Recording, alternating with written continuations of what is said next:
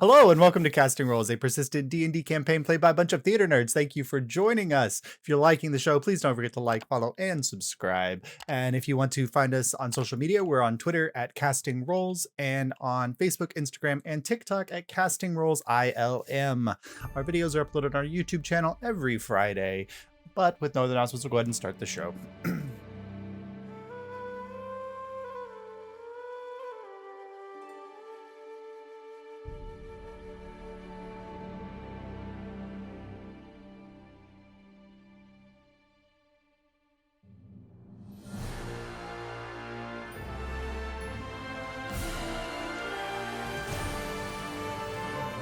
So, ticket takers, after arriving in the underwater metropolis of Azulore, you met with the scholarly leadership group, the Kinke Thurge, where you learned that you had to earn your passports in order to traverse around their bureaucratically controlled community. You met with individual members of each of the different representatives of the Kinke Thurge, and then went through challenges, first from the leader of the Sapphire Sanctum, in order to gain their passage. And then you traversed to the thaumaturge's area, where you got your first glimpse at the divination pools of the three powerful divination wizards asleep and dreaming within what you discovered was a slurry of divine rebus.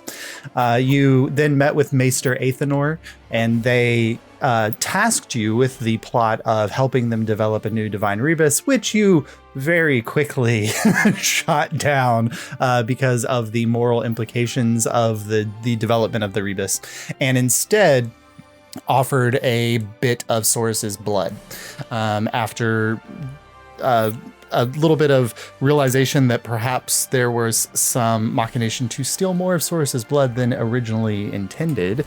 You did complete the task, and you now have your visa paths from both the Sanctum and the Thaumaturge, with the information that the Athenium's task will be for tomorrow. Leaving the Kinke Thurge main audience chamber, you are also informed that you have access to the mercantile district as well now. So much of the city has opened up to you. You still have, you wouldn't be able to visit the religious quarters, but aside from that, you pretty much have access to everywhere else in town. Anyone else you'd like to speak with, or what would you like to do, ticket takers? The city of Azulore is before you for today, before you head to the library tomorrow. Yeah, we talked about doing whatever fastest to get us to access to the temple. Mm-hmm. And so that's just completing the library task tomorrow. Yep. Yeah. So we have time, is what you're saying. Yep. Yeah, so you've got some downtime today to recover from the tasks that you underwent, and conversations that you might want to have, or people that you want to see, or shopping you might want to do. There's the world of exploration there ahead of you. I mean, I don't have any money, but I'll browse. I'll go browse around. Well, you said like the mercantile district would be like where like cool magic shops would be, right? There's cool magic shops there. They also, and they will accept coin, just because coin does have an intrinsic value, but they mostly operate on bartering within Azulore. Yeah. Mm-hmm. I'll bet they've not seen one of these pieces of seaweed before. Here's a clamshell. They point out the window and clearly weed floating by. It's gonna be that guy. From the abalone fields. It's gonna be that guy who traded up from a paperclip to a house on eBay, like over the course of 10 years. We also may want to try to get access to the Sagarium, because the person who runs that is the one who knows about Ahriman when he was here. Yeah, you have access so you can currently, you can't go to the the Sanctum which is the Sagarium's normal place, because they've apparently locked themselves away about 30 years ago from the rest of the city. But you could visit the Sagarium's outpost here within the Palladium. You could also go to the Mercantile District. You can visit any of the holdings of the Thaumaturge. So you could visit the alchemy, the spaces where they do alchemical work, where they do like enchanting and things like that. All of those would be available to you. You said they cut themselves off? Is it like there's a door or? Well, so the Sapphire Sanctum's dome of the 5 domes of Azulore is the one like opposite this one in the pentagonal shaped city, and 2 of its districts on either side were damaged during the subversion. And the way that Magister Arcanus said was that he had left the sanctum to go to Kincaid's work, and when he had tried to return, they had shut the dome down so that he could not enter into the dome. And Marlowe knows that they're apparently potentially working with the Seafoam Empress, and have kind of sided with her because she was Magister Arcanus's apprentice. All right, I would like to go to the Mercantile District, I guess, but I also want to stop by the entrance to this dome. Okay, so I'll paint a sky view picture of Azulore to give you kind of a sense. So you are in the entrance of the largest of the domes of Azulore. If you want to think about it as like geodesic dome structures that are connected by tunnels. And so you're in the largest of those geodesic dome structures. There's 2 tunnels that go from this one to 2 of the other districts on either side. One of those is flooded and shut down. One of those is now open to you because it's controlled by the Mercantile. Beyond that, those 2 domes are connected to 2 other ones. One of those has collapsed and fallen into the trench under Azulore, and the other one is the Sapphire Sanctum Dome that is locked down. So the furthest you could probably get is to that Mercantile Dome district, and then you could see what the entrance looks like there if you'd like. Yeah. Okay, so you guys all head. So do you want to head to the Mercantile Dome, or do you want to head to the district within the Palladium first? Do we have time to go to the Sagarium later, or do I need to like split off if I want to try to accomplish this? So you guys woke up and immediately went to your tasks. So I'd say that it probably only took 2 or 3 hours for each task. So you're only looking at like midday right now, like 1 o'clock maybe. Okay. If we take too much time, I will split off and go do that. But that's like my priority is to go do that. Sounds good. So you guys are you going to the Palladium District, or do you want to go check out the dome first? Where to, Kaimana? You're the one who wants to see stuff. Whichever's closest. Okay, well, the Palladium District would be closest because it's within this region. So you descend the steps down from the where is mine? Where are my notes? So you descend down the steps from the Kincaid Thurge building, and you come down, and there is the pathway off to the right, which is where the inn that you've been staying at is located, as well as the central welcoming zone of Azulore, and then the exit out to that you came through. But here you take a left, and you arrive at a large arch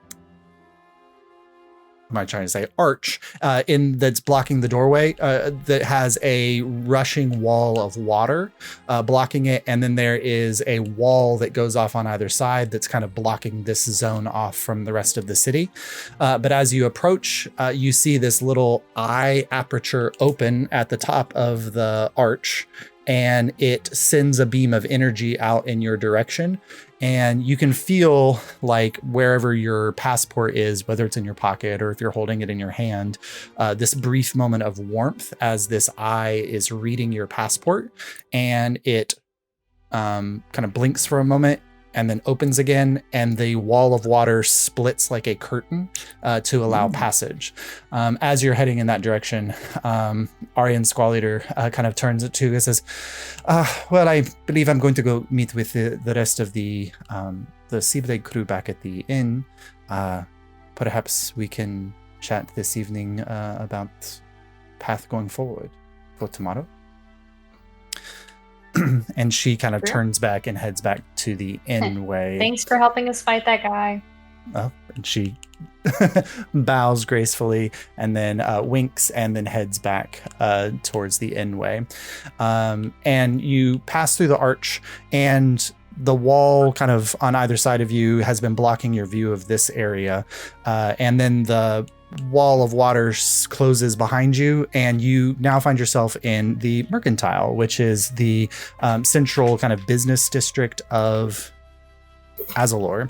And the building structure here is very different. The buildings are made out of like coral and seashell. There's the roofs themselves are very large, like clamshell shingles, and they have kind of the long sloping tapered roofs that you might see in like Eastern architecture in our world. And there is a large variety of people walking through the streets here, kind of going from different barkers and shops and things. And there's all manner of, you first walk by, the first space that you walk by seems to be like a fishmonger of some kind. And there's just a wall of fresh caught fish hanging there, and he's bartering out. There's a tall Triton male who's bartering out with people on the day's catch. And off to the other side there is a man who has tanks and tanks and tanks that seem to be filled with fresh caught oysters. And they are popping the shells of these and pulling out beautiful pearls. And they are selling pearls and other like decorative or decorous items or things that could be used in enchanting or things. But there is the realm of possibility here within the Mercantile of the different types of shops you might be interested in going to. I pull out the alchemist jug. Okay. Ooh, mayonnaise. Wow. And I go to the fishmonger Okay. and introduce myself. He kind of looks down and he's like, a Lutrinian. We clearly haven't had a Lutrinian here in quite a while. Welcome. Are you interested in our fine caught fish today? I heard that you had some oysters. Oh, the oystermonger, he's right across. He kind of points directly across, and you see another Triton guy at the oyster counter who's shucking oysters. He says, I focus mostly on the freshly caught fish here. We've got some tilapia and flounder and sea bass and that kind of thing here. Do you have any cod? Do we have any cod? Why, sir, we have the finest cod in the two oceans that remain that you can possibly imagine. And he kind of you realize that like this wall structure where the fish are hanging, that it's kind of loosely tethered on a pulley system, and he pulls it, and the two walls that were displayed shift and they slide around, and then two more walls appear, and you see some freshly hanging cod on one of the walls. I would be happy to trade you some beer for some cod if you have a receptacle. Some beer for some. Is it fine beer, good beer? What's the quality of the beer that we're working with here? I will allow you a sample. All right. And he kind of reaches next to him, and he's got like a mug of tea or something, and he tosses it out, rinses it out in a bowl of water next to him, and then holds out his mug.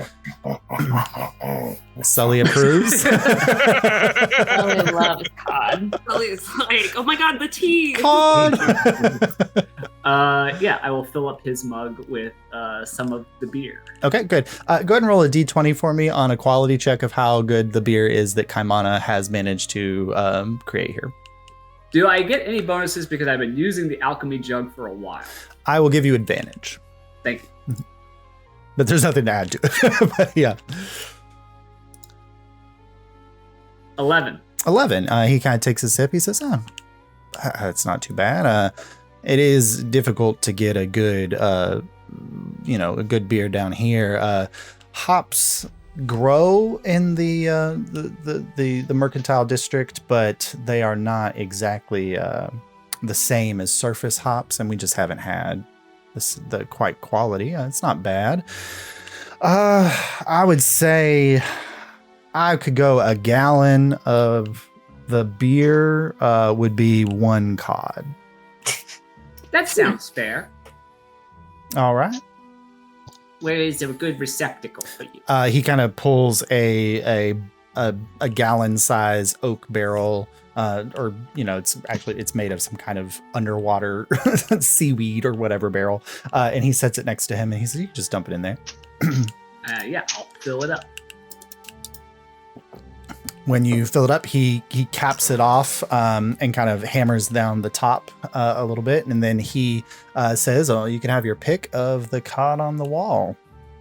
And I will use my superior sense of smell to get the freshest. Okay, go ahead and make a perception check. Yeah. The best cod. A 20. You're looking at the wall of cod, and there's like one in the middle that you can tell was like probably pulled from the water no less than like an hour before. And he, after you point to it, he unhinges it and he kind of wraps it in like a dried seaweed wrap, and then hands it over to you. Thank you very much. Have a beautiful day. He kind of tips the mug at you.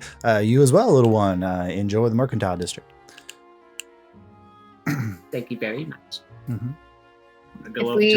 If we start doing puns, I will quit the team. I'm just saying. Jury's heading straight to the Sagarium. I didn't even get that one because it was such a stretch.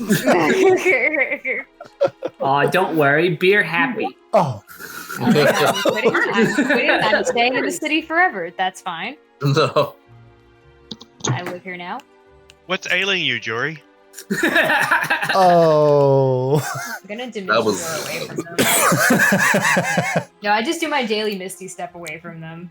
Okay. In the direction we're going. You're a real glass axe. No. Roll a D100 for me, please, Jury. Damn it. Damn it. Damn magic. Oh no, you can only We- speak in puns. I'm adding that to the list. Damn it. I got 42. A 42. So as the puns go, you Misty step away, and even though like the wild magic within you has felt very calm, you suddenly felt like, because you Misty stepped out of like some kind of emotional urge rather than whatever, it's suddenly like wild magic goes, and you all watch as suddenly Jury like disappears, and where Jury was standing about 30 feet away from you, there is a beautifully potted lily flower that Jury has turned into a potted plant. Are we ever going to fix this for Judy, or is this just going to be? I'm gonna go pick up the plant. You go to pick it up, and about 6 seconds after you pick it up, Jury pops back up and appears in your arms where you were holding the potted plant. What happened? You turned into a plant. Well, that's not cool. Shit, I thought all of It them was were gonna be potted. cool. It's okay. Okay. I knew you could be green with envy sometimes, but I didn't think it would go this far. I seriously will quit. You will drive me to leave. All right. You mean leaf? Soris, if I could do psychic damage, you would be fine. I think you're getting the psychic damage right now. So. I am. I'm going to, I'll take Kaimana under my arm wherever we go next. Okay. So as you're walking, you're going through the mercantile district, and you realize that like every business here is very highly specialized because it's so geared on bartering systems. It doesn't make sense to have a like one-stop shop because you could go from one store, barter for something, and then take that somewhere else and barter for something. And so there's no general store that you see here. Kaimana is trying to steer Jury towards the oyster stand. I want to see if there's like a nice little like. We missed it. Turn back. I'm not listening to Back you. around. Turn around. It's back there. I turn you around so I don't have to listen to you. Now walk backward. Is there like a nice like a notebook kind of store or something like where they sell quills or something like that? Yeah, sure. Go ahead and roll an investigation check. I'm not doing it for gay purposes. I got 23. 23. So as you're guiding Kaimana away from the oysters, you kind of this whole structure is built on like a switchbacking rise, and so you're going up, and there's alleyways that cut up with stairwells up to the next rise, and you're just randomly kind of traversing. But eventually you come up out of an alleyway and you turn to the right, but then something catches your eye and you turn back to the left. And there is a small little store. It has a doorway and is probably as wide as 3 doorways. And it's stuck between 2 taller buildings. But it has 2 large windows on either side of the door. And there is a sign over the doorway, which says where did I write down the name of random names of shops in Azulore? Yay. If I look annoyed, it's on my computer, not anyone. Oh, that's fine. So this one is called it's something Vellum. Where did I write? Oh. I have 70,000 pages sitting. Oh my god, this is such a Josh DM moment. I'm like, here's my 70,000 pages. Oh, the Sargasso Vellum. Oh, okay. The sea. Yeah. And there's beautiful kind of parchment and like seaweed bound notebooks in the window, as well as beautiful quills that are made, some of like fishbone quills. Some are made from like the preserved fins of fish. There's a few that have like different kinds of like seaweed and things that are attached to them, but there's beautiful quills there. And so this is the Sargasso Vellum is there in front of you. All right, Kaimana, don't chew on anything. I said don't. All right. I'm not going to make any poor decisions. All right. I'm going to go in and... You are. I like set you outside. I'm not even taking it. I'm just going to look for a very nice notebook and a nice quill. Okay, so you walk in and there is a young, probably like 20 or late 20s, early 30s, something like water genasi, there's no counter space in here. She's just kind of walking among the shelves, and at the moment you walk in, and she's like, "Well, welcome to Sargasso Vellum. What can I interest you in today for your fine writing needs?" I'm looking for something for a guy who writes a lot of stuff. Oh, something for a guy who writes a lot of stuff. Let's see. Yep. So is he also an artist or just line work? Jerry thinks too hard about it for a second. I think he writes words. He writes words. Okay. Well, okay. I don't know what else you might write, but that is my alarm is going off right now for some weird reason, and so I pause for just a second. And so she kind of guides you over to a display case there, not a display shelving area, and there is a wide variety of beautifully constructed notebooks here. And she says all of these are of the finest seaweed parchment. And the covers are, I think on the covers on all of these are finely preserved we've got a few shark bound. There is a couple of flounder bound. If you prefer one that is more non-animal related, there's a couple of seaweed bound ones as well. Probably just the seaweed one. All right. Fine. Any particular color? And you see that they've been dyed a variety or a rainbow of colors. I'll grab a blue one. Okay. So she kind of reaches down and takes the blue one, and then a matching quill to go along with it, or just the notebook? I'll take this. And then do you have anything, I don't know, like the equivalent of like a keychain, something more? Because one gift is for someone like very important, and then the other gift is for like this other guy. So,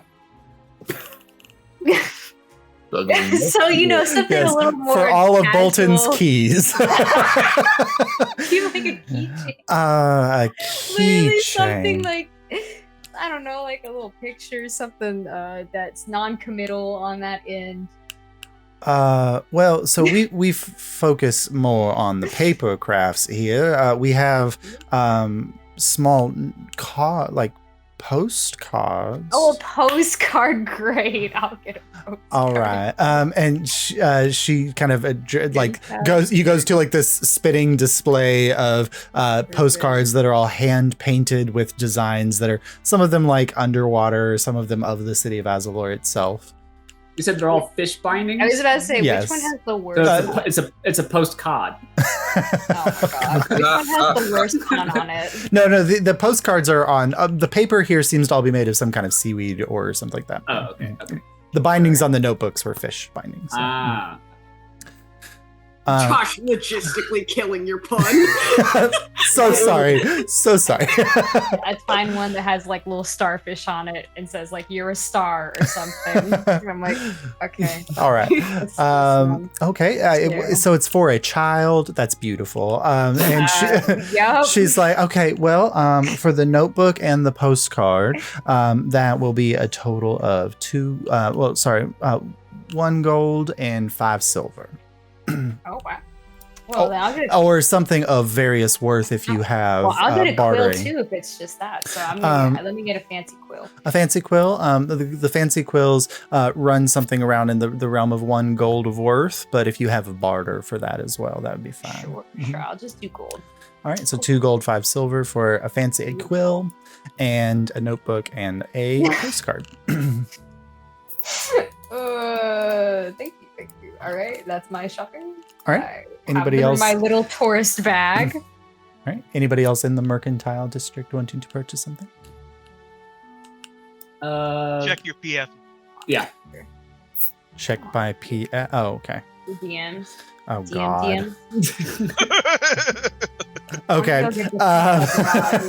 So, Jury, you come back out of the Sargasso Vellum and find that Kaimana is not where you left him. Oh shit! Fuck. Now, Marlo. Abel and Mar have run off elsewhere. Absolutely. So. They're all gone. Where the hell did they all go? It's just I turned in Abel's the only one there. Not even Jury, but to spite Ace and the can we be gone? Yeah, sure. So, Jury, you come out and literally with me? none of your friends are there. Abel stuck around. Abel was making fun of me. So Marlo ran away by herself and did not take Abel. Yeah. Okay, and then Abel is. I asked if Abel wanted to go, and he said no. So. I don't want Jody to get lost. That's true. He very likely would get lost. All right, I'm gonna get lost now. Bye. All right, so Marlo heads on. Marlo, what are you looking for as you run off? I want to look for like a magic item shop. Okay. Oh shit, I would have went with Jury. Now, with Marlo. Okay. Everyone can leave. That's fine. Now you want to come with Mar. I go outside and I'm like, I have my little bag and I'm like, I'm going back to the fucking bar.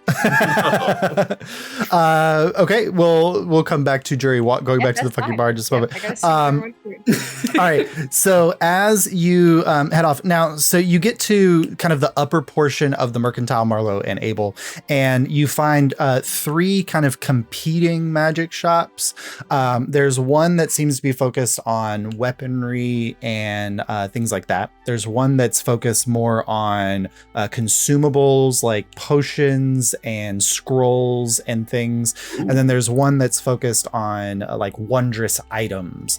So if you're looking for something like armor weapon wise, there's a spot for that. If you're looking for something that's more consumable, there's a spot for that. And if you're looking for just like magic items that are not necessarily weapons or armor, there's one for that. They seem to all like there's 3 individuals kind of outside like barking for people to enter into the shops, and it looks to be triplets. There are 3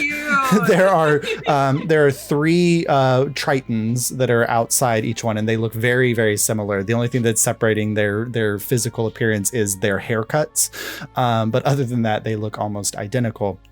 And they the shops are literally like if you look at the 3 shops, they each have a part of their name on it. And so it's called the Brothers Under Sea. And so the first shop is just called the Brothers. The second shop is called Under, and the third shop is just called Sea. Your family business it's nice. We do not actually share profits, though. Let me be really honest with that. The one outside Brothers heard you say that, Abel. No. Neighborhood businesses. Absolutely, Sure. absolutely. Abel, I would love to go in the wondrous items one and maybe the potion one. Do you have any need to go? I try to like turn so the first one doesn't hear me. Do you have any need to go in the armory one? Because I don't really need to go in that one. I am pretty much set on that. I have god swords. I really don't need anything else at this point. Let's casually just wander about until we find our way away from this storefront. Yeah, we try to like surreptitiously walk past the first one and then go into the second one. Okay, so you go into the potion one. Yeah. All right, cool. So as you walk in, and immediately you're met with like this. Azulore does not smell like the fish section of a supermarket, but it definitely has like that underwater kind of briny smell everywhere that you've gone. But at the moment you step into this shop, you are immediately met with this herbaceous mix of like lavender and sandalwood and patchouli, and the various different ingredients that are used in the construction of these potions. As you were approaching, the brother who was outside kind of opened the door for you. It was, oh, welcome. And then as you came in, he kind of followed you in. And they're not super large shops on the inside, but every space has been very purposefully used. Like this is floor to ceiling shelving of probably dozens of potions on each shelf going all the way up to the ceiling, and there's probably 10 or 15 shelves here. Just as a cursory glance, Marlowe, you immediately notice like this whole shelf here is just different types of healing potions, but then there are some things in here that you don't immediately recognize. And he says, welcome. Anything in particular that I might interest you in here with? The potions are here at the front. I've got a wall of scrolls at the back as well. Yeah, how much your healing potions go for? Well, the basic healing potions run for 50 for basic, and then let's see, where's my magic item cost list? Let's see. It says, well, they're 50 for the basic. The greater healing potions are 175. And then I have a very small selection of superior healing potions. Those run for 1,500. And then I have one supreme, and he kind of eyes you for a moment. That's generally really pricey. That's why I only carry one. That one is 12,000. Mm-hmm. It's got tomatoes and ranch on it. Okay. That sounds reasonable. I don't know enough to argue. So if you want to make an intelligence check, you can. That sounds false. But I have no fucking clue. So I'm I don't just know gonna believe that would him. be Abel's wheelhouse either. I feel like he doesn't pay for many things. Give me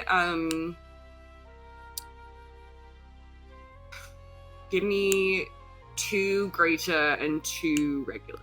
Okay. So that was 150, 300, and then okay. So that would be a total of 400 gold for those. Perfect. May I also have 3 regular?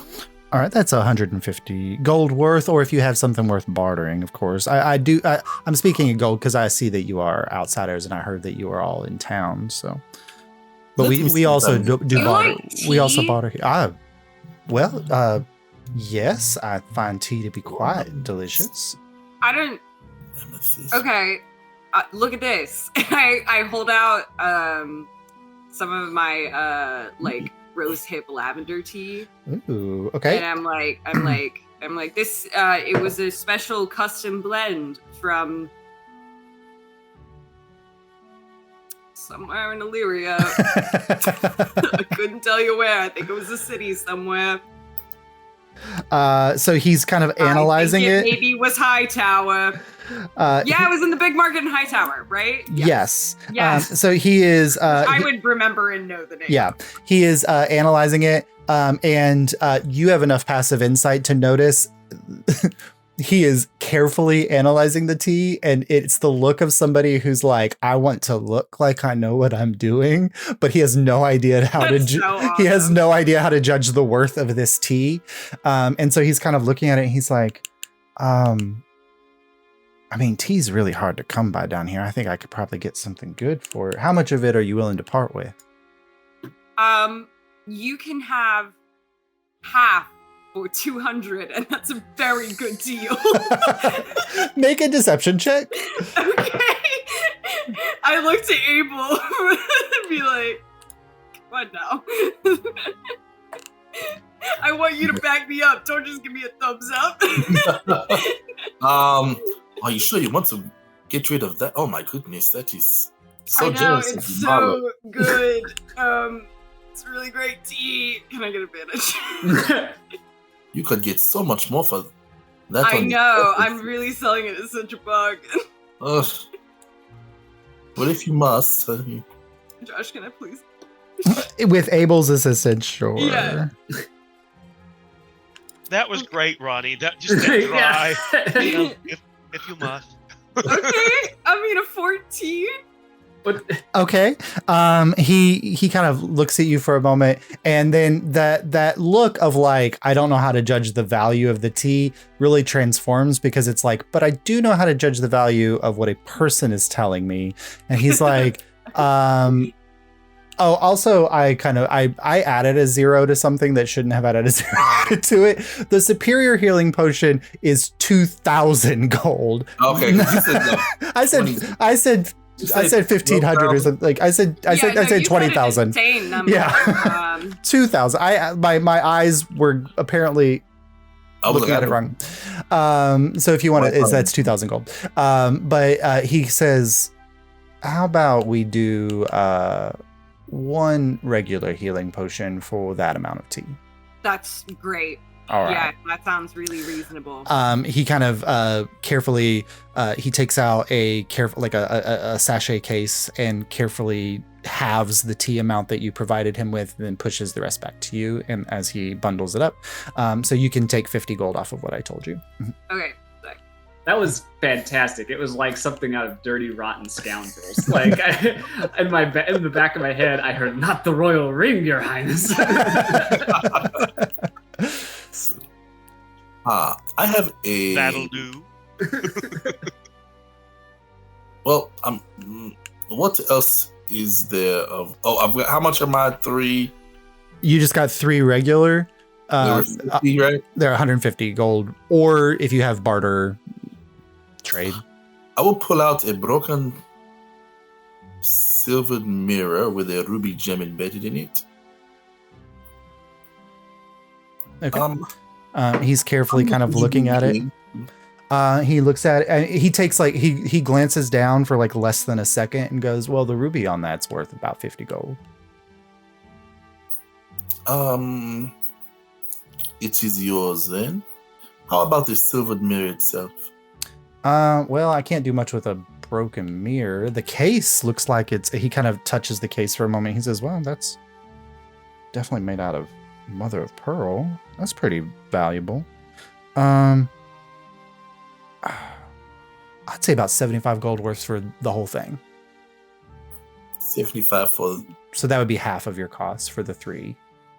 the ruby and the mirror? Yeah. Mhm. It sounds fair to me. And I'll add 3 potions of healing Mm-hmm. and subtract 75.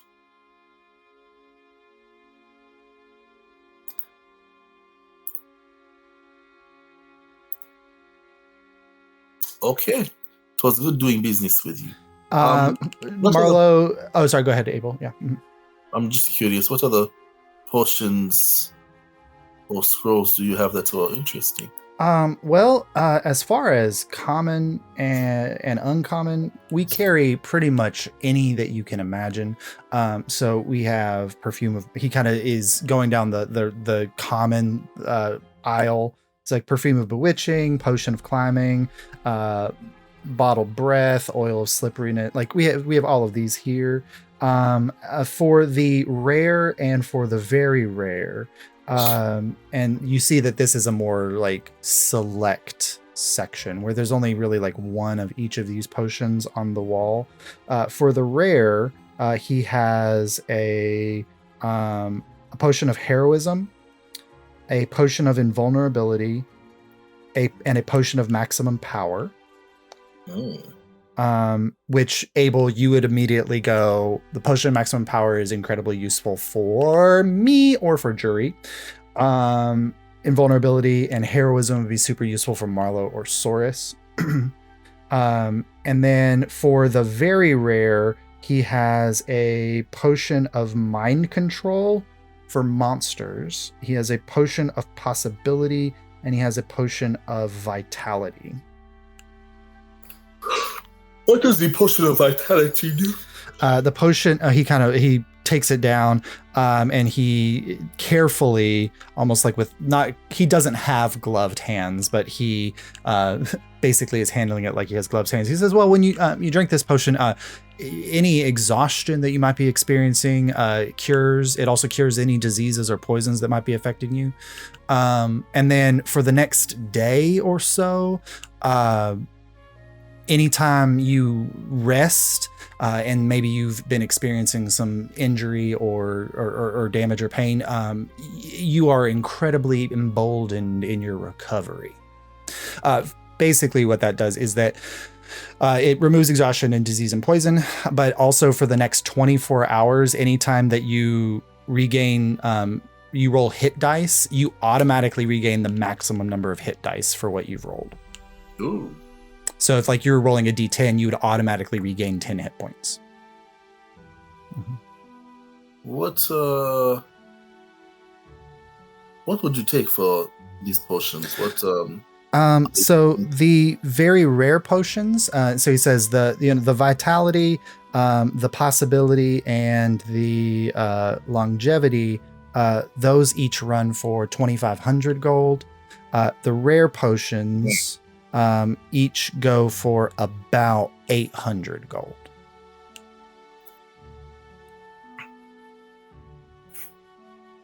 $800. Mm-hmm. And just to give you a rundown, so the potion of maximum power, it causes the next spell that you cast to do maximum damage. Oh my god, that's so good. So if you did a fireball and it's 8d6, it would do the maximum damage that a fireball could do. The potion of possibility, What's that one do? it basically gives you a luck point. I have a coin of fate to do that. That I have never used to this point. But You have a what? but So difference, the coin of fate is like I either roll a 1 or I roll a 20. This one is you roll an additional d20 and then you can take whichever d20 that you want. It basically gives you advantage with the added thing that you can make somebody else do that. So let's say somebody rolls an attack against you and they crit, you could use your potion of possibility point to cause them to do a reroll.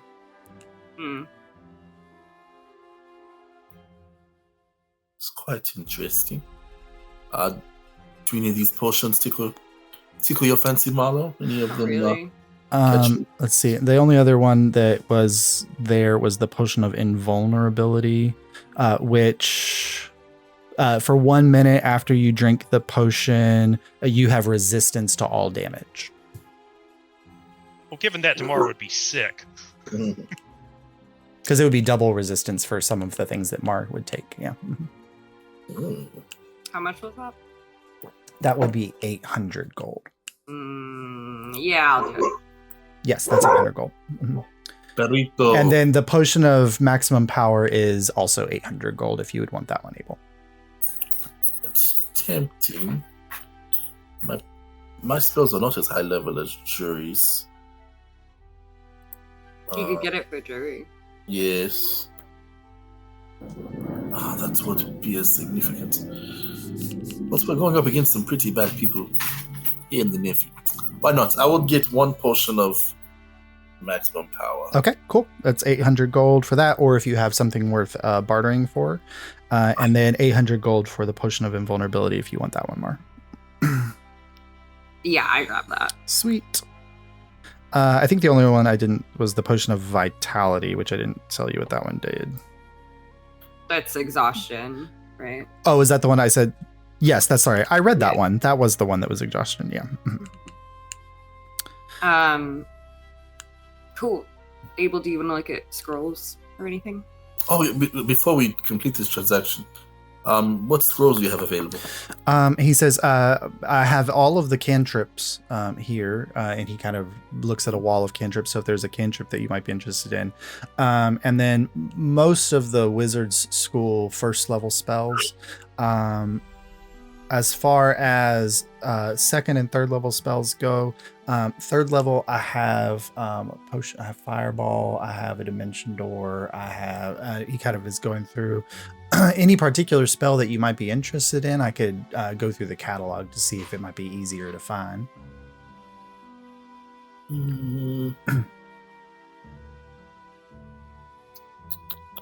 Trying to think back on our adventures. What spells we... True poly. Well, that's a true polymorph is a 7th level?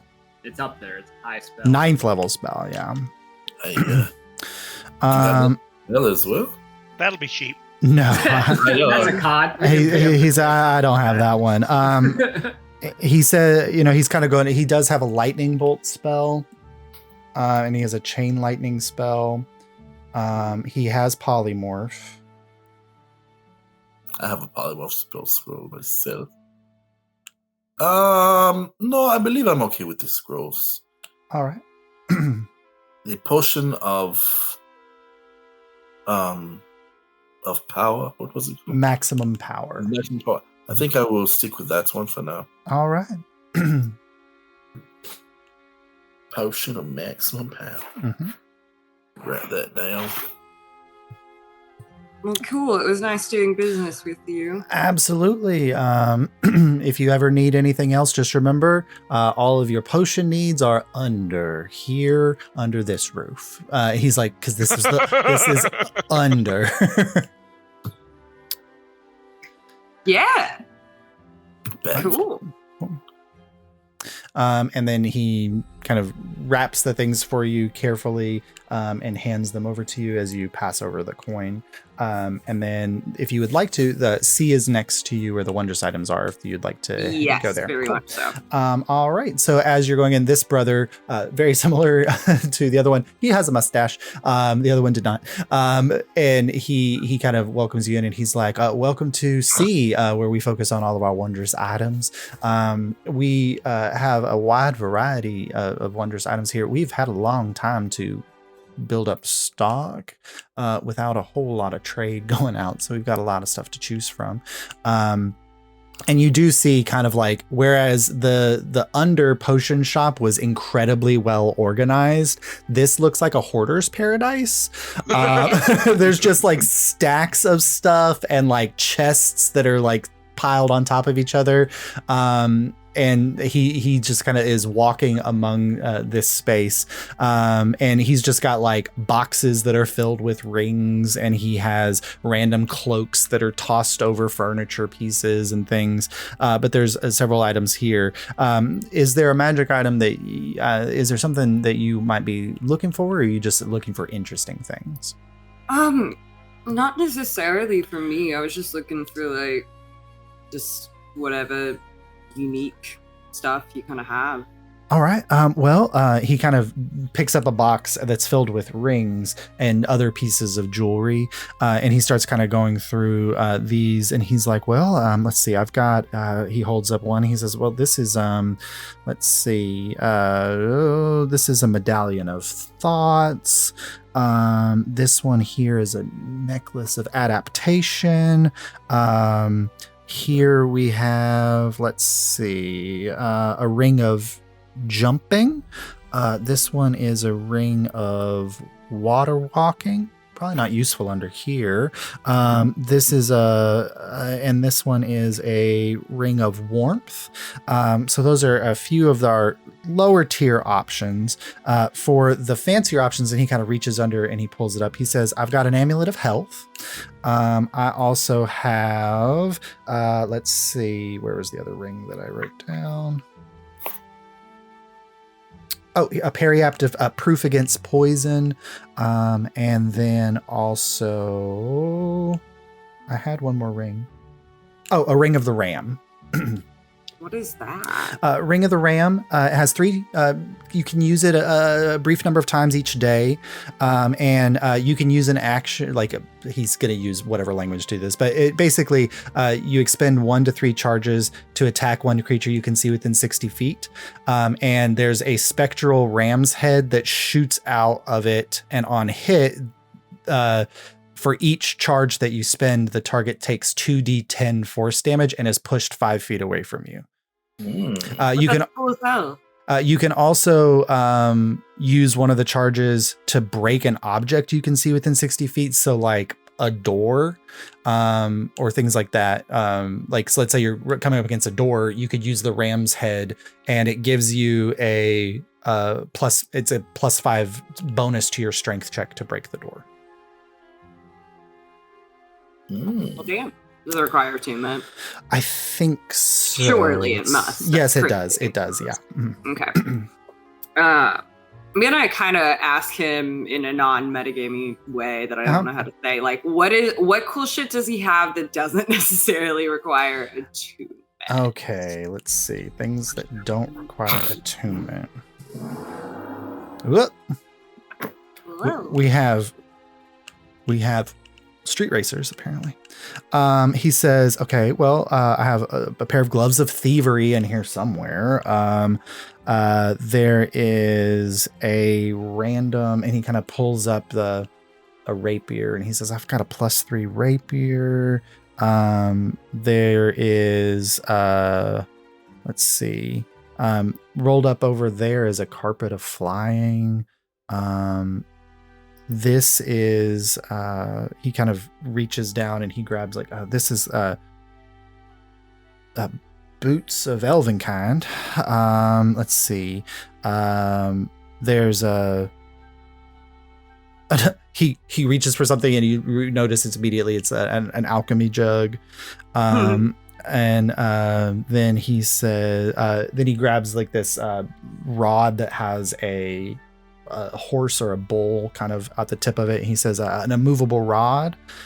And then this, and he takes this treasure chest and he kind of opens it, and you see just a 3 figurines in the treasure chest. He says these are figurines of wondrous power.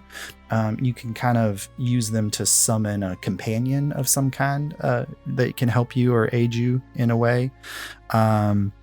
there's probably other things in here. It's just a little. There's a little, he kind of looks around. He's like, there's a lot of stuff, as you can see. Cool. I think a few random. What figurines does he got? Let me see which ones he have. Oh God, what was it? The figurines of Wondrous Power. He has. Let's see. He has these are all rare in quality. Mhm. He has one that's it looks like a lion. Or it's like maybe it's two lions. He has one that's a griffin, and then he has one that's goats.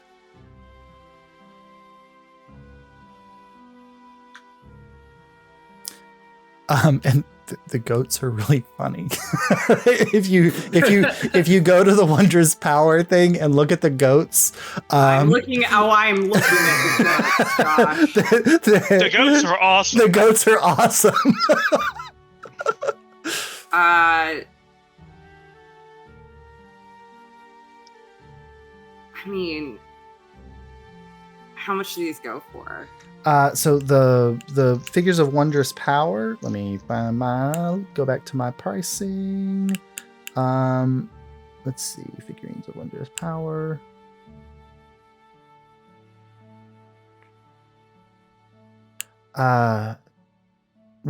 So the griffin and the lion, those are 2,000 gold. The goat is 2,500. Okay. All right.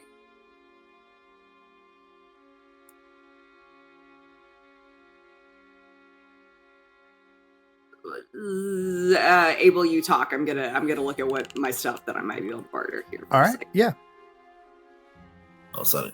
Can you say one more time? What were the prices? I was distracted looking at this sculpture over here.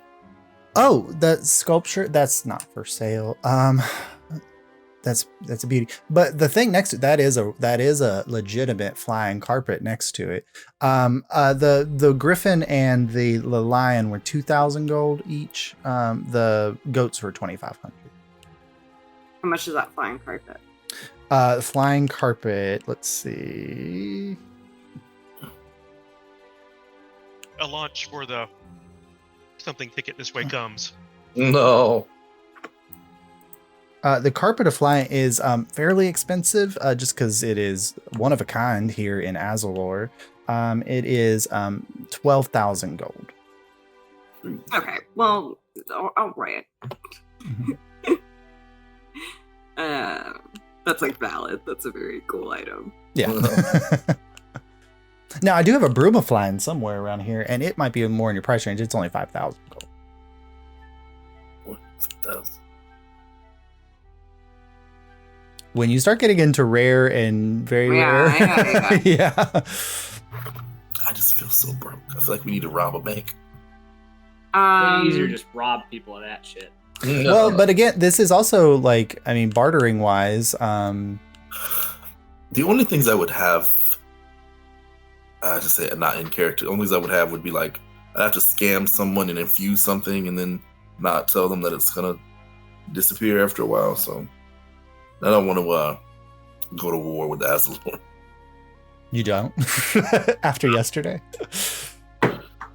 Yeah, after yesterday, they're making divine rebuses for fun.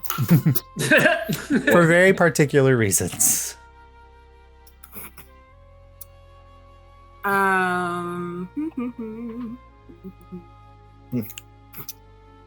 What do you think about this? Pull out one of the portal devices just to see what he fucking says about One of this the Quicksilver one or the Zephyr Sight one? I believe it's a Zephyr Sight one. Okay. Look at that. Because I think Abel has the Quicksilver one. He kind of Yeah, glances down at it. He says, "Are you sure?" he kind of flips it over. All parts included? Yeah. All right. And he kind of goes back. It's like, this is some really shoddy craftsmanship. But the parts are good. I mean, I mean, it's broken, so I assume you would have to go for the parts. But I mean, and the Zephyr Sight that comes with it, I mean, it's pretty good deal. the what did you call the stones? The dust, the stuff in there, the Zephyrsite. That's a gem. Oh, this is powdered Zephyrsite. Mm-hmm. He kind of takes it and he is messing with it for a moment, and he puts a little in his palm, and you see he's casting a spell. And as he releases the spell, you watch the dust like spring out of his hand and go out into a circle around him. And you watch his eyes go white for a second as he kind of like blinks and pulls, as he had cast Identify on the dust, but the dust had amplified his spell, and every magic item within like 5 feet of him suddenly got identified in his head, and he was like, including our god-made items that we have. Sword. Yeah, but my swords are in the ether. Your swords are in the They're ether, hidden away though. My swords go to a different dimension. You might not have been within 5 feet of him, Abel, because you're overlooking at the thing on the wall. But he kind of comes back to reality for a second. He says, "I'll give you the goats for 1,000 gold if you put that in."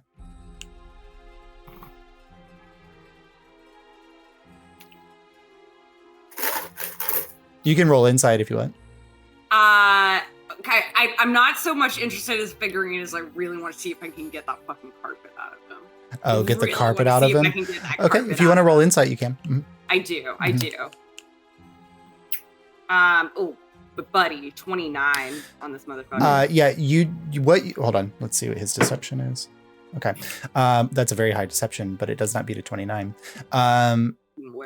What you read, and it is the slightest read, is that you just taught this man whose entire job is creating magic items or the use of magic items, that this, like, basically a jewelry item has the power to do what this has just done.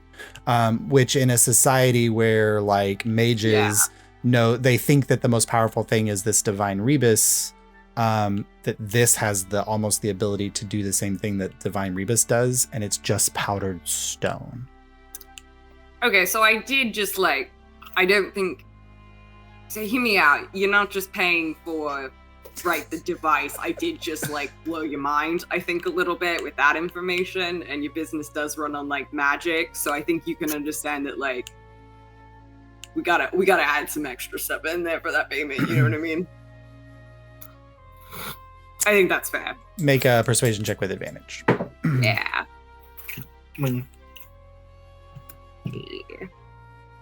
Okay. 18. About as good as I can do. All right. So. He kind of... That is a fair point. To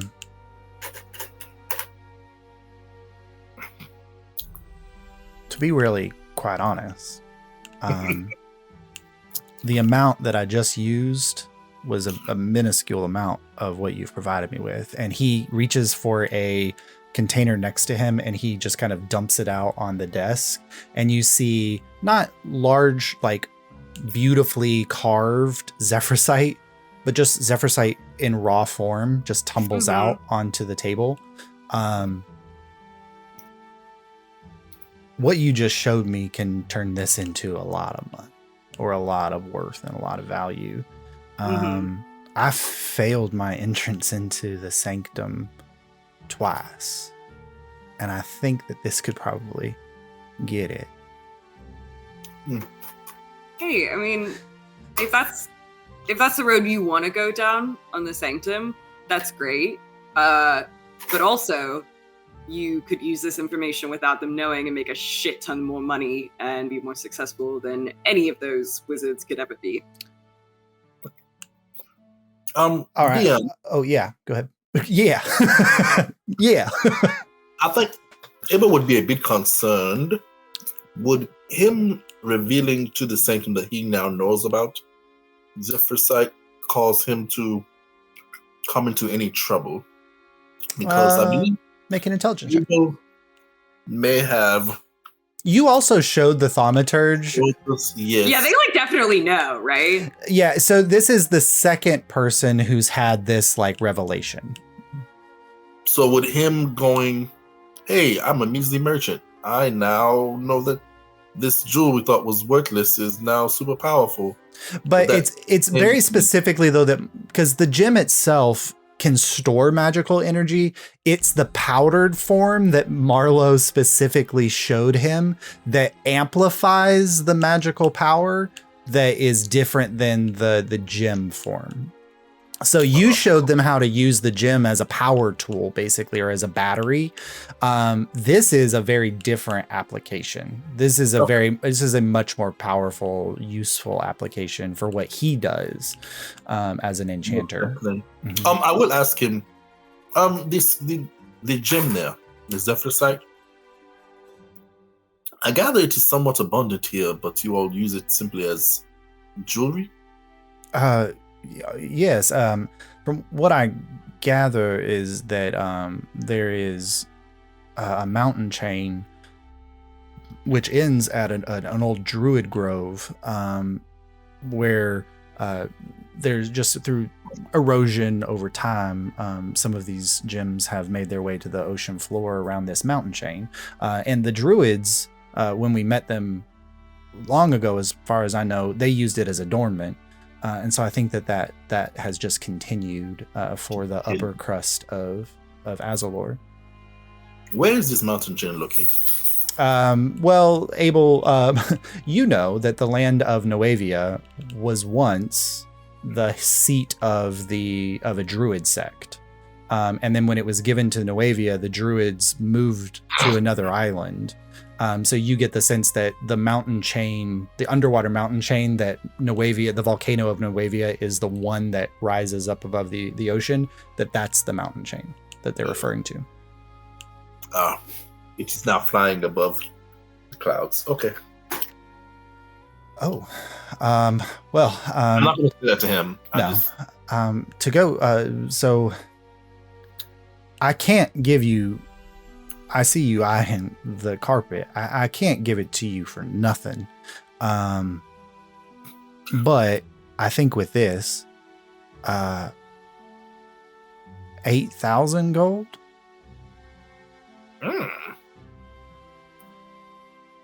Is that what you are valuing the powdered zephyrs like that, or that's what you want for the carpet? No, that's his first foray into negotiations on the carpet, which is down from 25, whatever it was, 2,500. I don't have that amount, Marlowe. What you do have is barter, if you want to barter with him. I don't have anything really. You have bags of Zephyrsite. Oh yes, but don't they have Zephyrsite here? Mm-hmm. But make an intelligence check, Abel.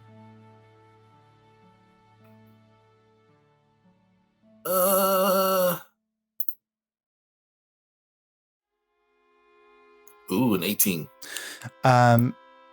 Based on the amount of powdered Zephyrsite that's in this device, you think that one of your large jetpack crystals would be an equivalent amount powdered.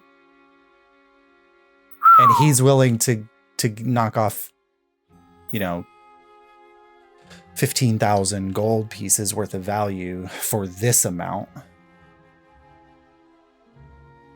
I really appreciate it. I would appreciate it so much. You don't have to, but because you have one of the large crystals that you haven't carved yet. Yeah. Oh, inventory. Because I think you had 4 of the large crystals. Pick up more Zephyrsite. You had a box of cut Zephyrsite that you picked up at that you picked up in Nuevia. Yeah. I don't know if I wrote it down in here. I think you either had 3 or 4 of the batteries for the jetpacks, and one of them was expended. Yes, the large, no charge. Yep. Mm-hmm. Okay. I will pull out. First, is there anything else here that you may want? I really just want this. I want this so bad. See I if have a plan, and I want this so bad. do you want to see if we can tag something else on as well as the carpet? If you want to. This is my big ask of the day. I don't think I can ask for anything else. Do I see anything else around that would benefit the rest of my team? I mean, A shield. so with the knowledge that like most of your team is like tapped out on attunement items, it might be useful to get items that don't require attunement if you might be interested. Like again, like the figure of wondrous power is there, the goats, the things, the gloves of thievery, the boots of elvenkind. Oh, pretty. I got a slot. You do have a. What would Kaimana like? Who is it that keeps messing up stealth rolls? I think it's me, honestly, but It's Abel.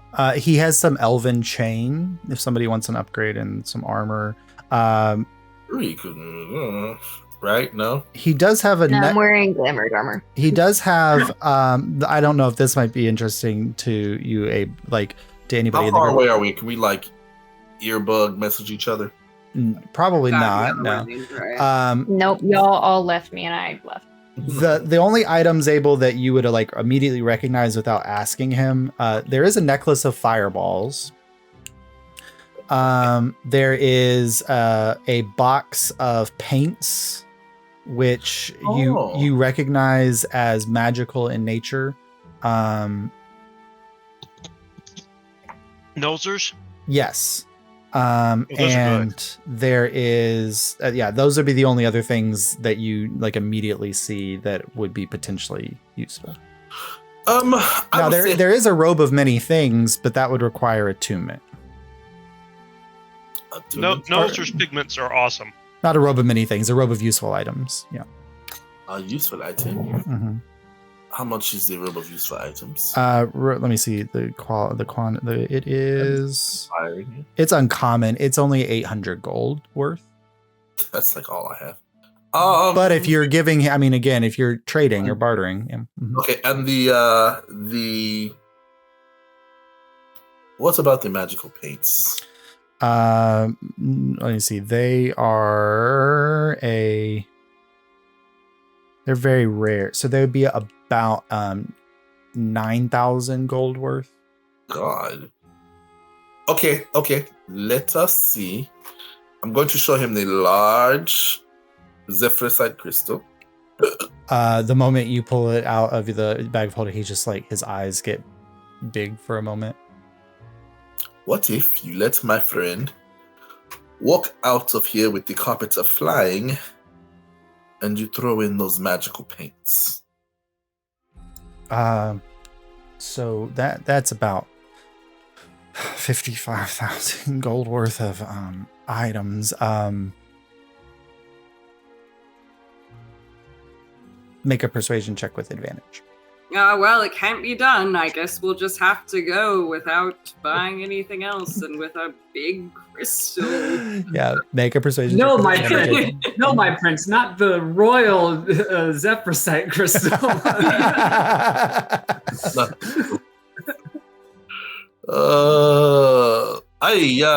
So as I As you shit, okay. Please, sir, not in the store. Unusual persuasion method. Prestidigitation. I'm going to while I'm standing in front of him on the counter, I got the Zephrysite. I'm gonna turn it ever so slightly to where the light catches it, and it just sort of gleams against the light and shines in his eye. I'm gonna use my flash of genius to boost my roll Okay. to a 19. A 19. He kind of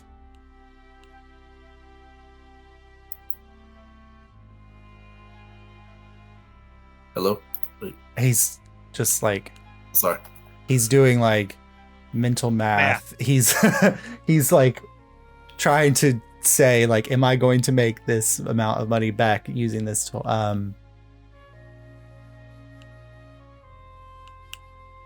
Get out. Go. Take him. Go.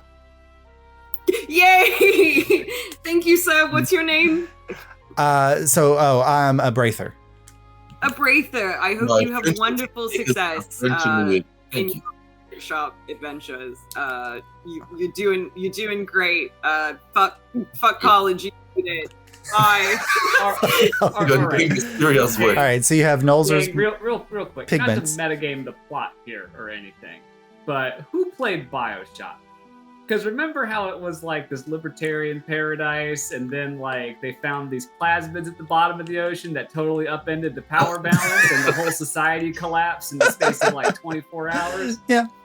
Because I'm kind of getting that vibe right now. Like, Oh, might Azulore be the city from Bioshock? I don't know. I mean, I was like, no, they might have a thing going. It's like, oh, Utopia, that we have now introduced a radically unstable new element to. Okay. They already had a radically unstable element. That's and true. It was called their science department. That's true. Oh, so two radically unstable Yeah. elements. So you have Nolzur's magnificent pigments, and How you many? 1d4. 1d4. Yeah, I have to roll really quick. Hold on. If you would kindly. Because where's my d4? No. Roll high, roll high. Let's see. Who can I get these, Abel? Who do you want to have these? Do you know what the pigments do? Yes. I love No. Asking. Ronnie. Oh, do you? That you can draw stuff and it'll come to reality. It makes it real. Yeah. Yep. And you can cover 1,000 square feet. With one With pot. Yeah. Mm-hmm. Let me see. So you could like paint a door where there's no door, and suddenly there's a door there. Yeah, Mars the artist of the group, but that doesn't mean I should necessarily get it. You have Boy, two. You have two That shit pots. away from Kaimana. You're not getting it. There's You were two. never in There's the two question. pots in there. Mhm. Okay. 2 pots. I'm going to slide them in the bag of holding. These would be useful. We don't have to worry about Marlowe's, food anymore. I would have known that. So. Hmm? And Marlo, you have a carpet of flame. Yeah. I'm just like dragging this like giant ass like fucking rug with me. I'll tell Marlo, you might as well hold on to the pigments as well. Oh, I'm not holding on to this carpet. I have plans. May I ask what these plans may be? I don't know. You'll find out in a second. Now, come on, we have friends to find. All right. So as you Wait along, okay. as you head out of the store and you go up in search of your friends, Jury, you're stomping out of the district. It's like, screw these guys, I'm going. And you Screw you guys, I'm going home. you hear a commotion from further down the way, as you hear Soris and Kaimana have made their way back to the oyster shop. And the oyster shop owner is no, I just collect the oysters for the pearls. No, this is not a food stall. What are you doing? I take a minute and try to decide if I'm going over there or not. I'm going over there. All right. I'll walk There's- over there. The old Married with Children TV show that the lead guy got the role because they couldn't find anybody who really understood the part until they did it. And they said what it did is he walked up to the front door and just went, and then would go in the door. And they're like, he understands this. This guy goes to work as a shoe salesman to get away from home. Yep.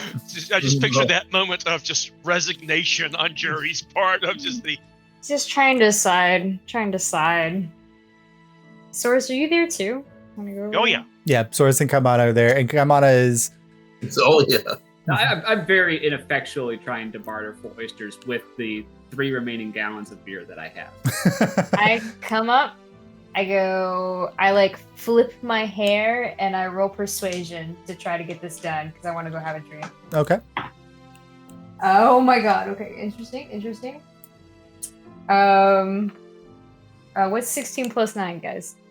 25.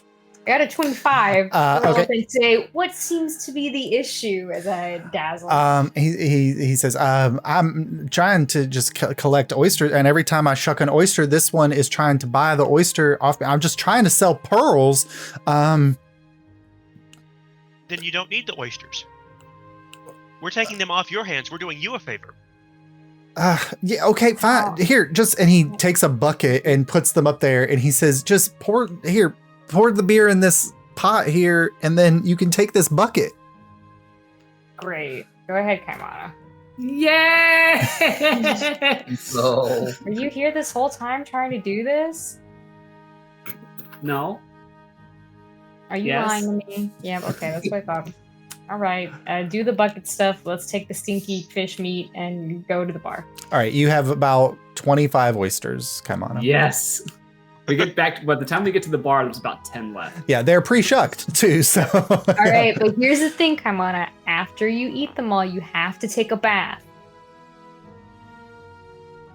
No buts. Otherwise, I'm taking these right back. Okay. All right. Can he drink before he takes the bath? No, he has to take the bath as soon as he's done eating these fucking oysters. He's gonna smell like a goddamn oyster. He's made of Can he fur drink source. while he takes the bath? If the water is only like 4 inches, and he can't drown himself.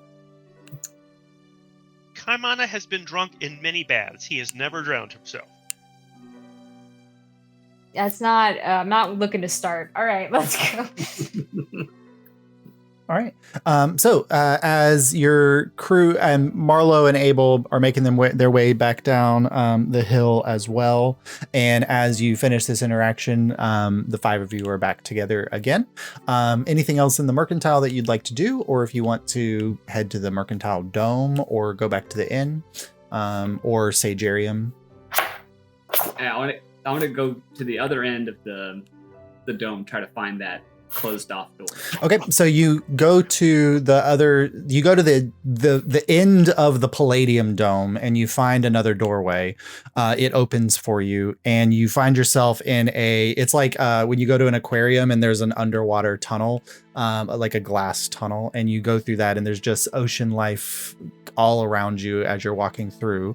You get to the other side, there's another doorway that opens, and you find yourself in the answer that Kaimana wanted when he first arrived here is, where the hell does all their plant life come from? And you find yourself in a greenhouse, basically. There are fields and fields and fields of rich volcanic soil here. There is an artificial sun constantly in the air above you, and there are just fields and fields and fields of fruit trees, vegetable pathways, beans and rice and all kinds of different the fields here. And then you're kind of on a rise looking down at like these terraced gardens that go down the hill a little bit, and you can see on the far side of this dome there are a smattering of just domestic housing. So this is probably where like the farmers and the workers within the area live, but this is where the mercantile grows the crops that they sell to the rest of Azulore. You kind of wind your way down the hill a little bit, pass by people tending crops, and it's very much like the Japanese style of tending crops, where like they're pruning every single flower off of this apple limb except for like 2 so that they can grow the most beautiful apples that they can. And you get down to the bottom, and you approach the far side, and here the tunnel, instead of a wall of water, you can see that they have installed a stone doorway that is blocking off this path from going further beyond. All right. I'd like to go up to the stone doorway. Okay. I would like to knock. All right. So you knock, and from behind you, what are you doing? I heard they all shut down, and I didn't know if anyone had tried knocking before. I mean, I think they put that there to prevent them from coming this way. I think it's locked down on their side from them, but the Kinkethurge put that there about 30 years ago or so. I'm gonna knock again. All right. You knock again, and nothing happens. All right. Yeah. I mean. I'm gonna wander around the gardens a little bit. Okay. I'm not looking for yeah. anything particular. Like this person who talked to me, what are they like? I mean, like he is a water genasi farmer, and you had caught them like right in the middle of doing like a control water spell to water some crops, and or create water, and he's just like, you know, the tall, skinny, wearing simple garb, a hat to keep the artificial sunlight off of his skin and to keep like the moisture from evaporating from his body in the sunlight. But he's just a normal farmer looking. All right, and I'm gonna just keep looking around, trying to learn what I can, like see if there's any methods they're using that I haven't seen before. Yeah. Or as you're walking through the gardens and like the flowering plants, the one thing that you definitely notice is an absence of his pollinators. So there's no pollinators here. And you're trying, and from Kaimana's perspective of how plants work, like in order to grow vegetation or vegetables, you need pollinators of some kind. And there's a moment where you see one of the farmers who kind of comes by and he has this small device in his hand, and he kind of points it down an aisleway, and he just kind of blows, and this burst of air kind of goes down through the aisle, and you see it's gentle enough that it doesn't knock the flowers off, but all of the pollen flies off.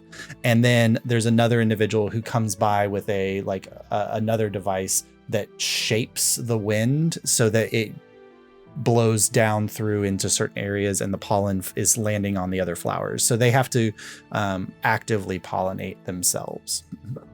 that's Mhm. If I find a like secluded area where no one's around, Mhm. I'm gonna check in on Little Sora, see how he's doing. 'Cause I know Okay. he's had to be quiet this whole time to make the fact that he's awakened, like not known to everybody else. All right, go ahead and roll a perception check to see if you can find yourself in a space where there's nobody around. 9.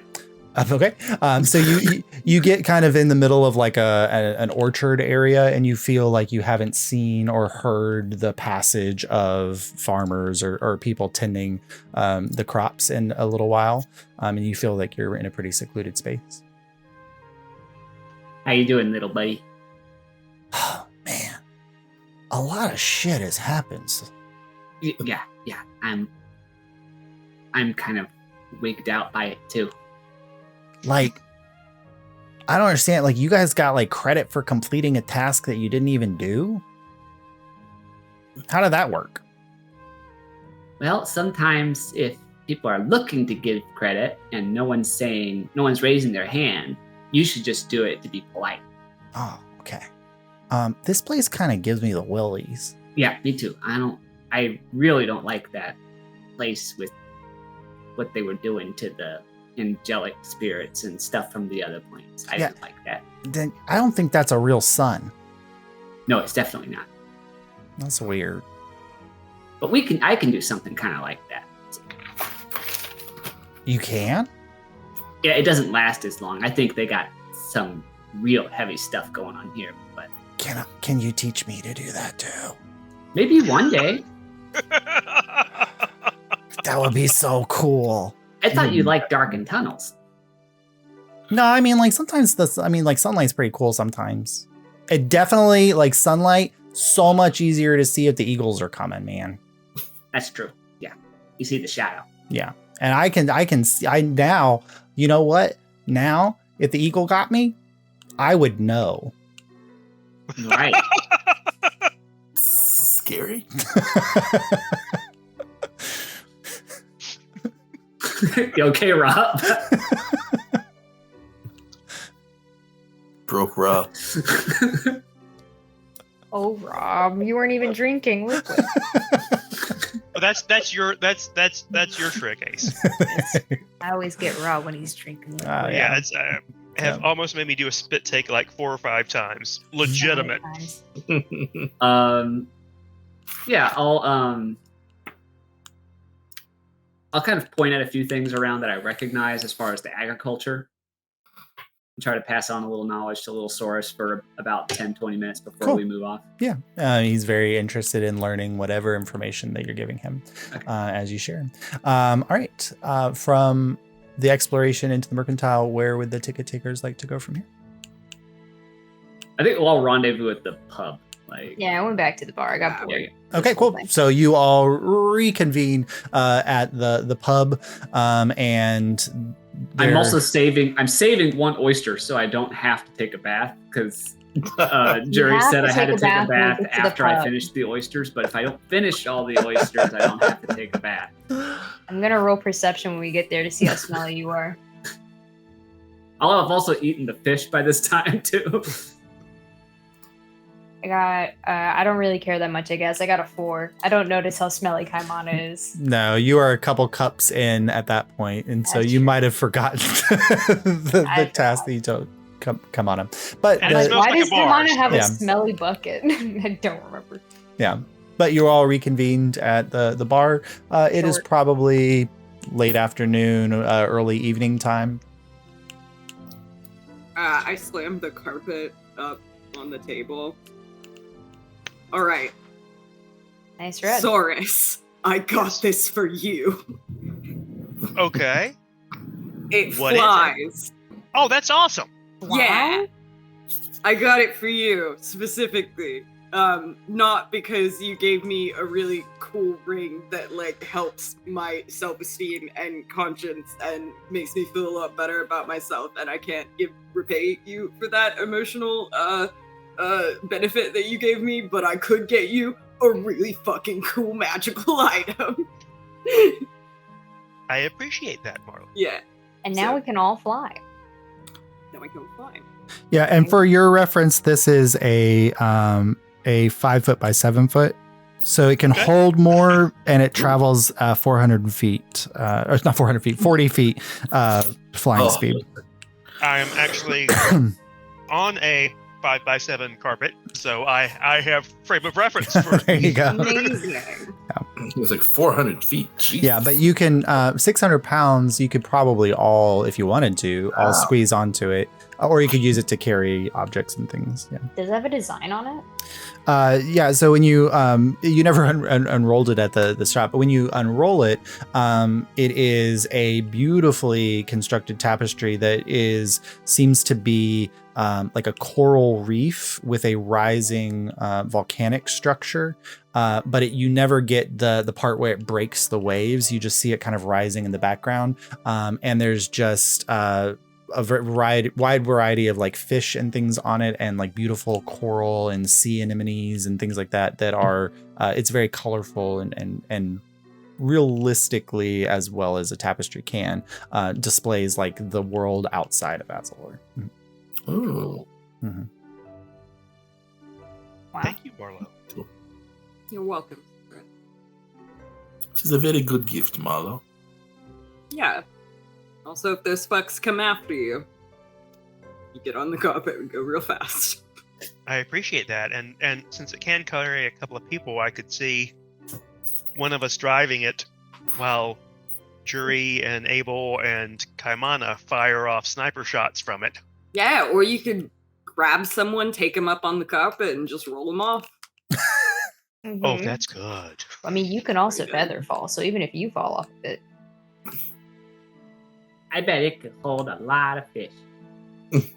We're not putting fish on the carpet. There's We'll no never fish we'll allowed on the never carpet. get That's that. explicitly banned from the carpet. I bet it could hold a lot of oysters. The same rule applies.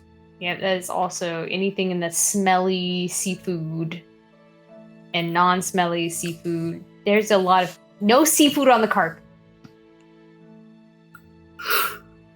I bet it could hold a lot of milk.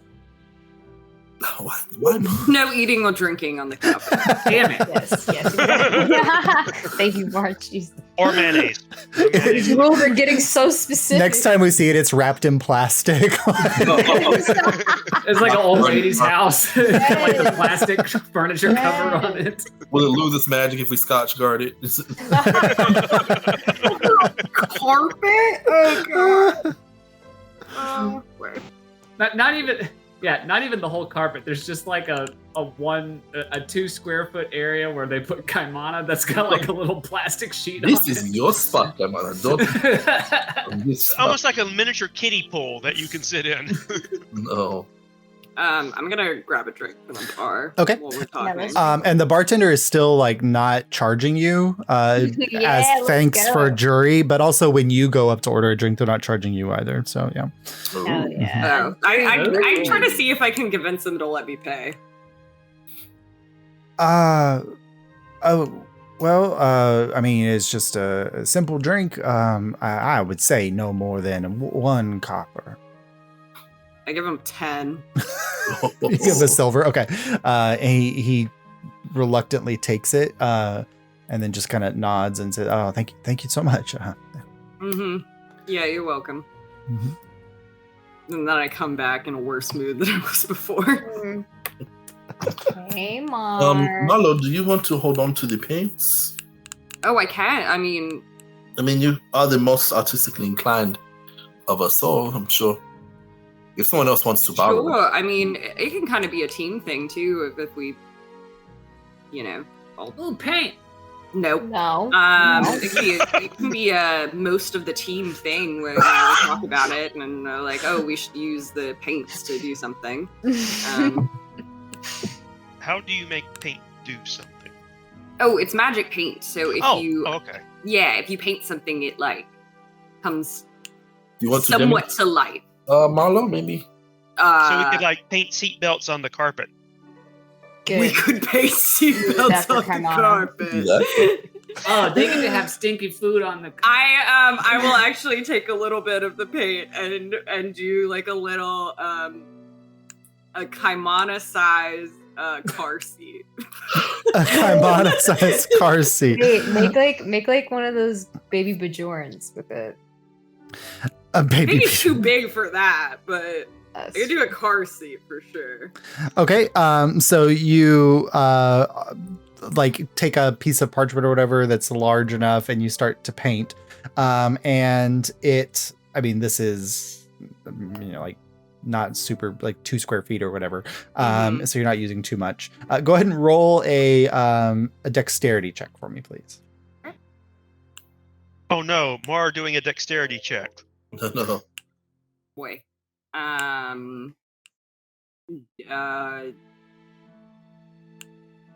are you? Are you a 6 or a 9? Sorry. You're 9. 15. 15. So when you finish, you're all watching and there's beautiful kind of shading that's happening and things. And when you finish and you kind of do the final stroke, you're not exactly sure how to use the magic pots, but you like put the paintbrush back down in its holder. And the moment you do that, it's like the spell acknowledges that you are done. And you all watch as it's like one of those like 3D drawings where when you're looking at it, it looks 3-dimensional, and then off to the side it's 2-dimensional. And so while Marlo's doing that, it's like it's all 2-dimensional from your angle, but from Marlo's perspective, it looks 3D. But then when Marlo finishes, suddenly like the illusion takes hold for all of you, and it's like, wow, Marlo created this beautifully 3-dimensional chair, basically. But then you go to pick it up, Marlo, and it is a small a child's seat, basically. Like, Cool. Yep. Wow. Wow, Mar, you're really good at painting. I'm strapping him in immediately. Thanks. Wait, no, hang on. I No, just- wait we gotta a see minute. No, I'm gonna get it. I didn't say you could pick me up. You're strapped in. It's perfect. Look at him. Are you resisting the strapping in? Come on. I mean, I do kind of want to see how the seat feels. It is. Did you make it like plush, or is it just Oh like? yeah, I would have made it comfy. Okay, yeah, like you sit into Kamada. It's like memory foam, like on. Oh, okay. Yeah. I fall asleep immediately. It's full of oysters. Yeah, you kidding? I'm full of food. Like I just like put him on the booth, No. like our He is so adorable. asleep Works baby. better than you ours. rock him, and then No, I leave you alone. I'm like, now you can't do anything. We should have this all the time. You should draw wheels on this. I guess we'll put it on the carpet. I'm now Move picturing around. tiers of the whatever from where there you can make things. Yeah. Oh, yeah. Yeah. Stuff. Yeah. Making a car seat for the Korok. Yes. Yeah. Yes. Yes. Well, this kind of has like Grogu and his little pram energy now. Yeah. Yes. Is there anything else we're trying to get done tonight, or are we digging around the rest of the night? I mean, I don't have anything else I want to do. I'd actually love to not do anything for the rest of the day. Yeah, we can just take it easy. I like pat your shoulder a little bit, like with the like quirk, like you need time, man. You... I just kind of like shrug. Like, Aww.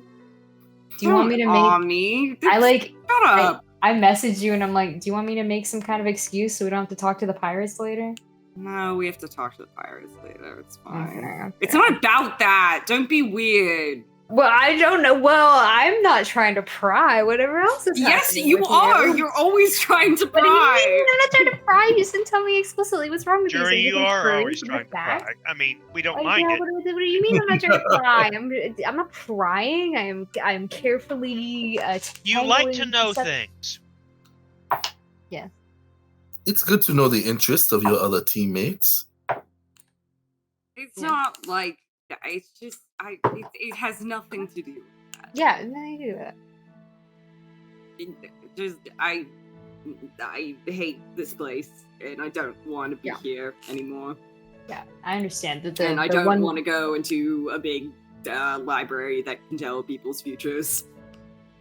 I mean, I think we should all agree that we're not looking at any of the books. Wait, I wake Kaimana up. I think we're all going to be very tempted. Some of us more than others. I'm not. Ooh. It's going to be, just imagine the amount of knowledge that we could ascertain from these books. No. I Just will not be told that I can't read a book about me.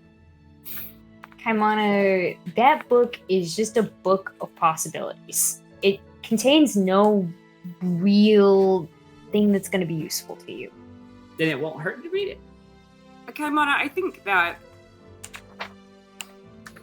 maybe there are things. I don't think we're meant to know our futures. Do you know what I mean? Ah, come on, what's the worst that could happen? You become like that weirdo scientist. You can That's become the like worst that can weirdo happen. scientist. Do who you is really obsessed think with I'm going to future. become like that weirdo scientist?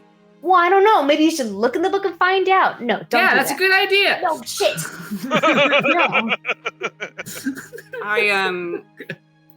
No. We don't know the repercussions of doing something like that. I think that is something that you could become very easily obsessed with. Yeah, things you see in that book might be very, very upsetting. Do you I've think seen some Automon upsetting read his stuff. book? Hmm? Do you all think Automon read his book? Oh, yeah. I mean, probably.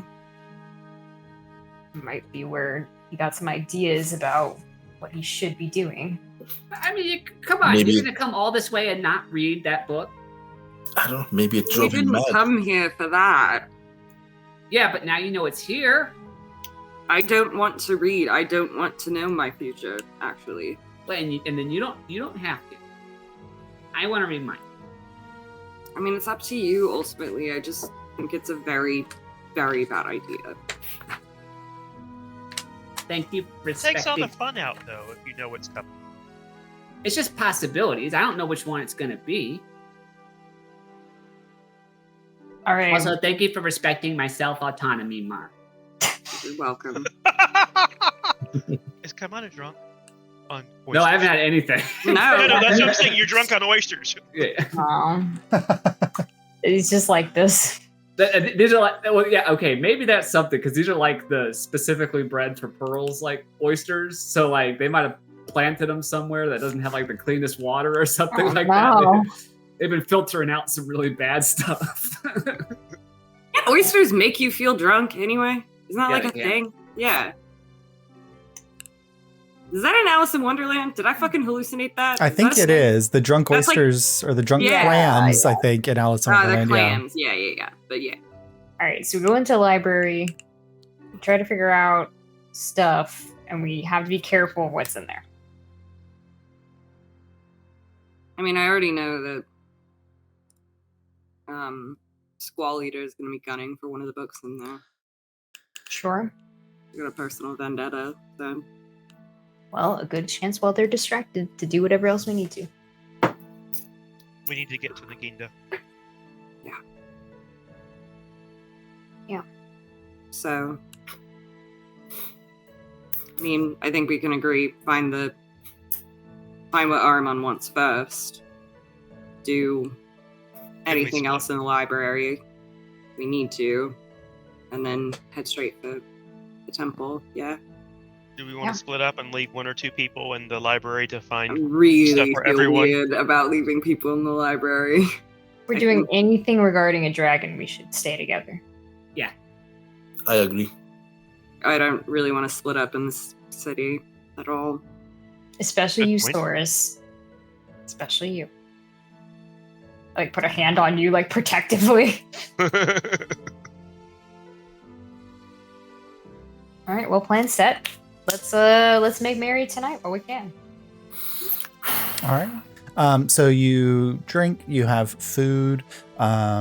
Is Felinor here? I want him to drink with us. Felinor, come drink with us. So at some point, Felinor does come in, and he kind of checks in with each of you. So I heard that you all had an outing to the mercantile. I'm glad that your visa passes are working out for you well. Just know tomorrow I will not be guiding. I will take you to the library, but the library will have an archivist in training who will be guiding you through your journey. I believe you've been assigned what was her name, Hildy, and so she'll be guiding you through the actual restricted section. I'm not allowed to go into the restricted section right now. Okay. I hit my 2-book minimum for the month. Or 2 Were book they back. both about 2-book maximum, sorry. Yeah. about oozes? Molds actually, but yeah. No molds. Yeah. Forbidden. There's a potential future where molds become the dominant species. It's quite interesting. Cool. Do you want a drink? Sure, yeah. All right, I give him a drink. All right, he gladly takes the drink, and does not try to talk about molds anymore based on the dead can result. This is a bribe. But Felner's there, and then as the evening wanes, the Sea Blade crew does return from wherever they had gone as a group, and Aryan Squall Eater approaches your table and is just like, well, it looks like you're celebrating the successes of the day. So I assume the library tomorrow. Yes. That's the plan. Good. And I believe wherever she kind of glances at Felinor, and she says, whatever paths you need to walk after the library, I believe we do not, I do not need to walk those paths with you, as we will have fulfilled our arrangement. Yes, you were going to delay, though, as much as you could. Oh, absolutely, yes. There are, once I have my freedom to roam the library at my own will, there's a few things that I am looking for personal means. So I'd be happy to delay as I look for those. Thank you. Mm-hmm. Sure. Well, enjoy your evening. The library, I've heard, is a wondrous place. So much to look forward to for tomorrow. Have you seen Il Warren? She was not here at the inn when we were returned. No. I'm sure she is just maybe reconnecting with long lost family or something, and she'll return later this evening. Do you want me to send to her really quick? Double check. That would be helpful if you do not mind. Okay. Are we sending? I ask if there's real quick. I ask if there's anything she wants me specifically to say to her.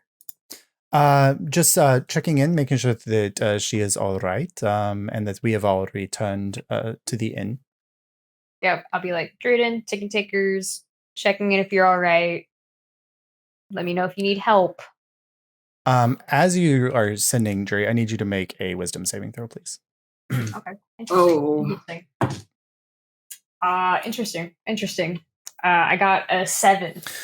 So, Do you still have your inspiration point? What inspiration point? You get one just because you're a character. Nah, I rolled badly. It's how it's going down, guys. All right. Okay. So as you go to send, you're casting the spell, and you're sending the energy out. Is this the first sending that you've done in Azulore? It is the first sending I've done in Azulore. Yeah, since you guys came to Azulore. Yep. So as you reach out, you feel a weird like resistance as the energy is leaving you. But eventually it goes through and you send out the spell. And no, wait, I did a sending to Nairoy. You did a sending to Nairoy. Test it. Okay. So. And then as you are getting the return sending back, you hear this like garbled, like almost like bubble sounds coming through. And then you just hear, "The dreamer shall not awaken." And then that is all you hear. And it wasn't Owarin's voice? It was Owarin's voice, but it was definitely like that's all you heard through this like bubbling and like watery sounds. That might not be good. What happened? She said some weird cult-sounding stuff. Such as? I messaged it to Mar first. Dreamer shall not awaken. Does that click anything in my brain? You make an intelligence check. Well, I'd love to make that. The Dreamer Naginda, maybe? Yeah, I think that's a little bit what it sounds like. Wait, is the Dreamer again? I thought the Dreamer was the one that's at the Violet Cloister. Well, they're both asleep and they're both dreaming. Yep. Yeah. So, that is a dirty 20. I mean, immediately you're making connections to Naginda because that's the only dreamer that you know that's within the vicinity of Azulore.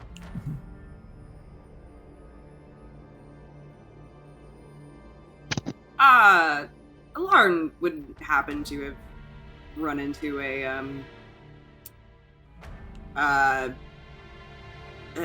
Seafoam Empress or anything, would she have? I do not believe so. Warren is part of the religious sect of, or was part of the religious sect of Azulore, and if she was interacting with anybody, it would have been at the church.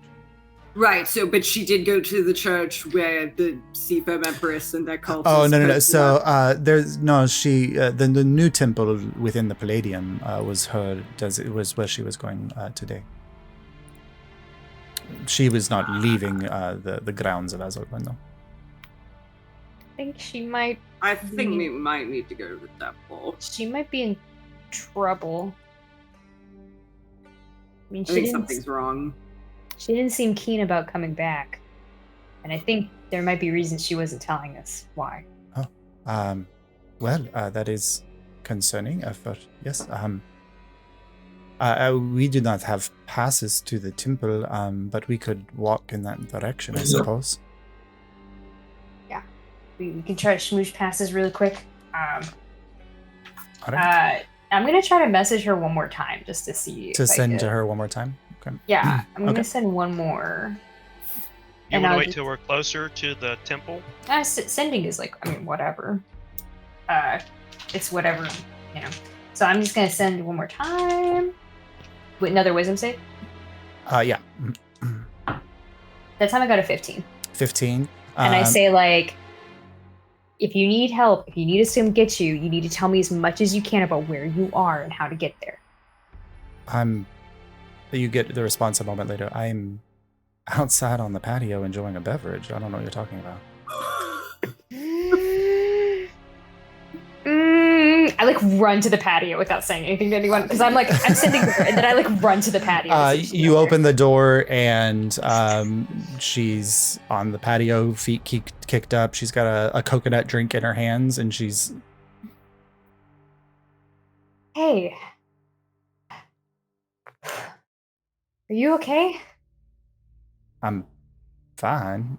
I had to see my former boss today. I'm a little over it. I've had a couple of these drinks. You ever had any weird dreams or like voices talking to you or anything? Since we arrived in Azulore yesterday? Yeah. No? Have you? I just tried to send you a message and it said some weird shit to me, so... You sent me a message and the message said some weird shit? Your voice said weird stuff to me back. But then I sent you now and it didn't, and you're here. Right here. To me? Look. I just think you shouldn't go anywhere here alone. Just to stay. Oh, I mean, okay, I'll be with the Seablade crew the whole time, but... Just... She casts for a moment, and you see her eyes go blue. No, that worked to Arian. I'm sorry. Just a lot of stuff going on. I'm sure. Never mind. I'll get you another drink. There's a crash from the bar as Kaimana tries to get out with the high chair, like still strapped in. No. God. I just made it. No, he's still in it. Just he doesn't know how the I buckles free work. you. It's well constructed, it does not break. Back like a little turtle on its back, being like, And it's well enough constructed that it did not break. So Hey, there you go. Maybe but you have a future in this. yeah, lawsuit designing. But as you leave Warren, like you've left her with a very like Yeah, I'm sorry. Like, I made this really awkward. I should leave. Arian says, as you're entering jury, Arian is exiting the bar and I know Warren. She's just out here crazy. All right, that's good that she is safe. Were you fucking with me, are you? No, of course I wasn't fucking with you. If I thought something was seriously wrong, I would never fuck with you. Wait a minute. I like pause in this moment. Bogtown trauma. I like look to Warren and I want to make sure it's like, can I roll insight to see if anything's weird about her or off? Yeah, sure.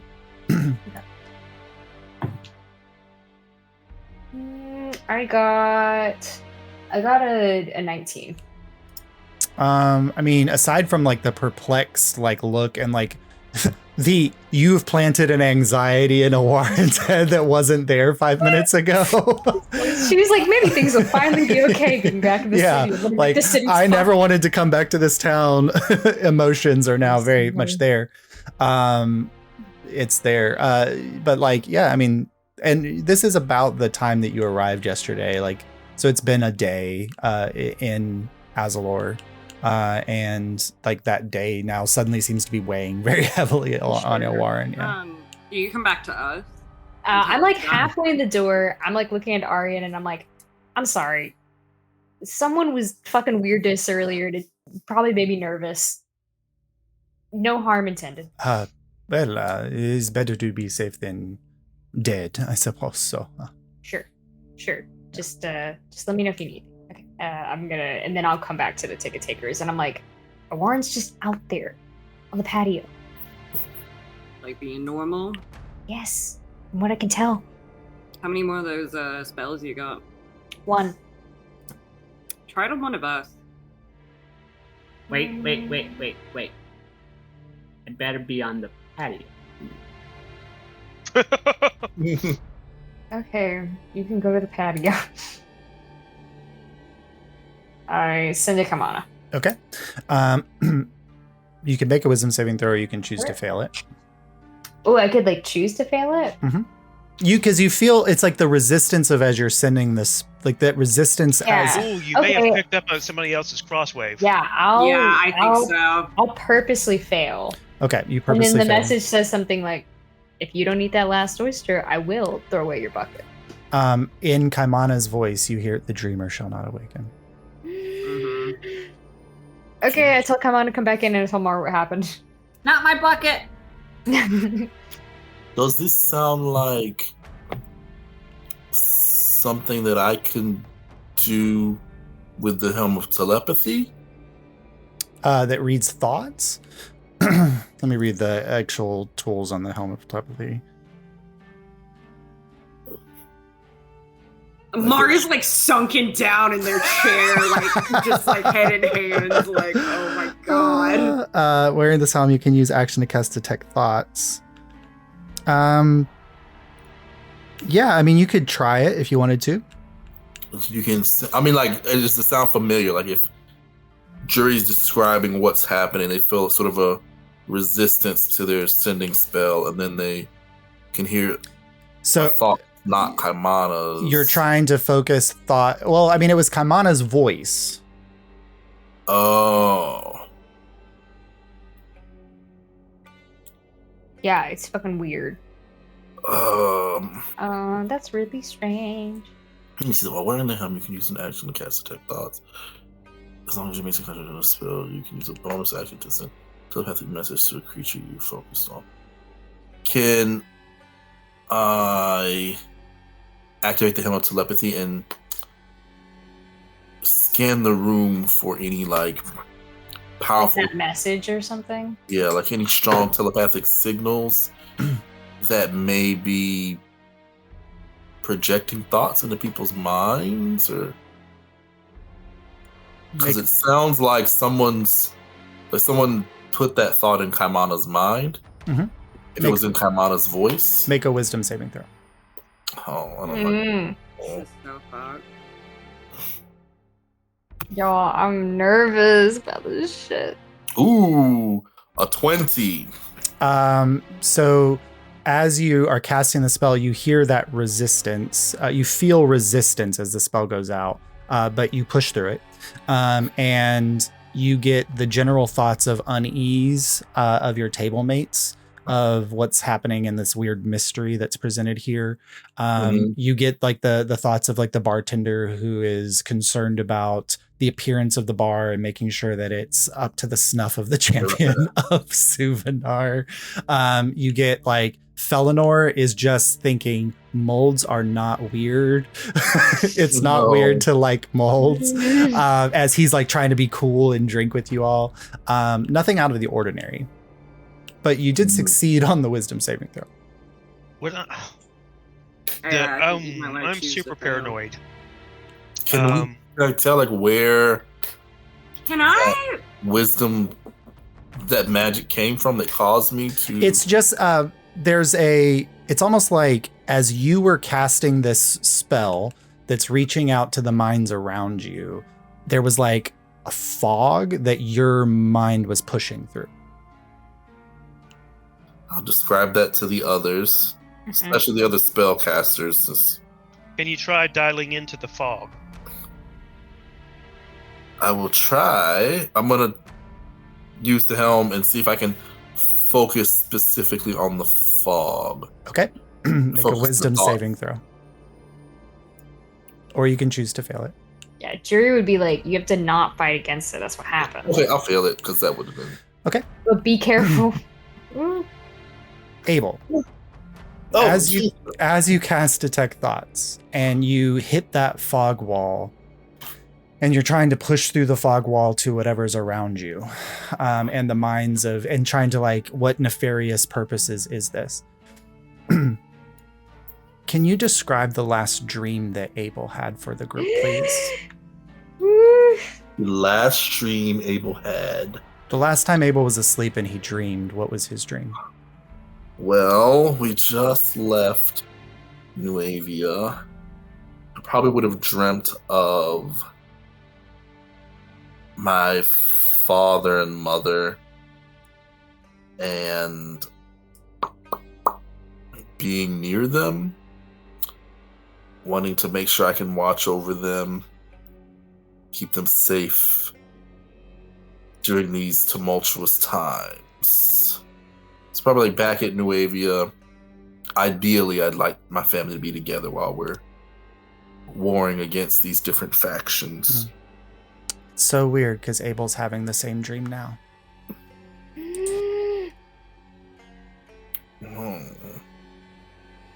Did he just like fall asleep while he was using it? Nope, he's awake. You're all watching him. Oh shit.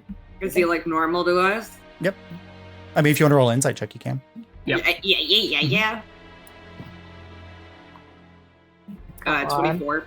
Yep. I mean, it's Abel. Like probably the experience that he's going through in this moment as he's using the Helm of Telepathy is having some kind of effect on him. But other than that, this is Abel as you've always known Abel. Okay. Now we're just chilling, waiting for Abel to. What be I'm done. wondering is if we're asleep and somehow have been sucked into this. No. That Overworld. fog is probably what's keeping Naginda asleep. What's keeping all these dragons asleep, right? What if I scried on Naginda? Ooh. No. Wait. We should let's chill out about using any mind affecting powers right now. Any sending things right now until we figure out what's going on. Yeah, this will help with that. Josh, based on what Jury said, Yeah. do we know the exact reasons the dragon fell asleep, or do we just know the dragon suddenly fell asleep and didn't wake up one day? So the legend, as far as it is communicated religiously to everyone, is that the dragons expended much of their energy in fighting the subversion. And with the gods who were like, because they're Empyreans, they're literally channels for the divine energy. Yeah. Since the gods were dead, they didn't have that like full battery recharge. And so all the dragons went to sleep to recharge their own divine energies. It's just crazy, and I don't think Mar might even know this at all. Is it possible to use a dragon as a battery without waking it up? For like the divine rebus purposes, make an intelligence check.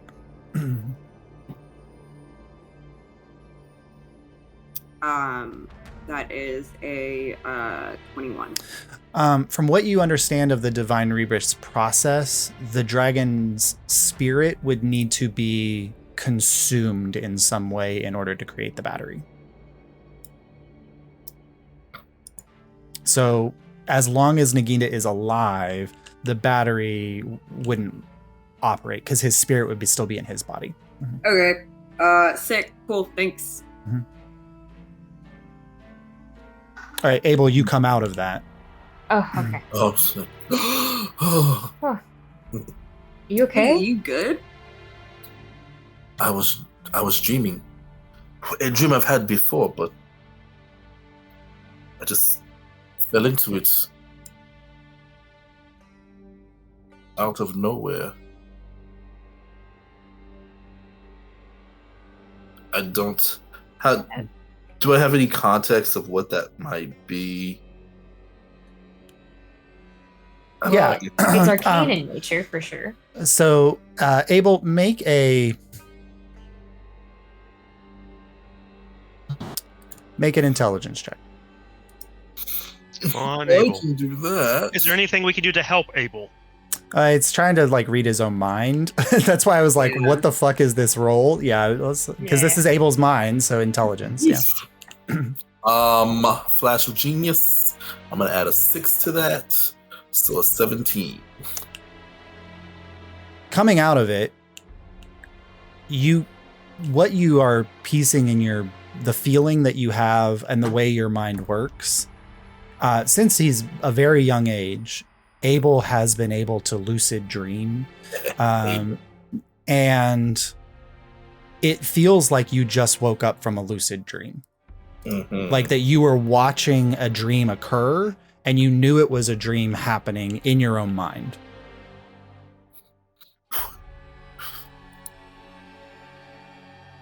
So it was a lucid dream.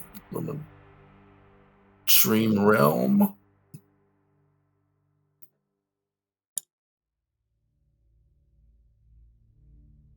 Hmm. I don't know. What causes someone to slip into a lucid dream in that way? There's certainly magical things that can put you to sleep. As much as I'd like to look at stuff in the library, I think we need to get to Naginda first. I think we need to go to Naginda, like really fast, but also we have a deal with these pirates, and I don't think we can break it. I think Well, no, we have to to get the pass. We have to get the pass, but as soon as we get the pass, I think we have to get the pass and get grab the Divine Rebus thing, because that's the deal with the pirates. They're not going to let us go without it. And I really have so much else going on that I really don't want the pirates to go snitch on us back to Armon right now. Perhaps we can get them to sit tight while we deal with Naginda another day or so. I don't know. because we can't go anywhere else. No. So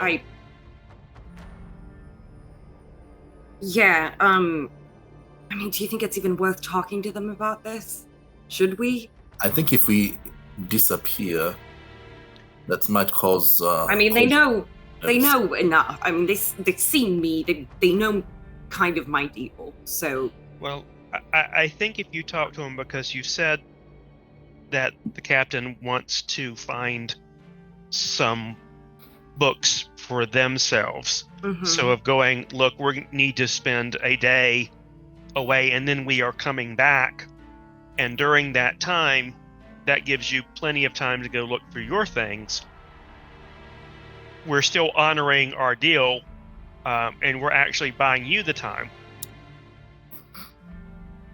Okay. Yeah, I guess I'll go pitch that. Okay.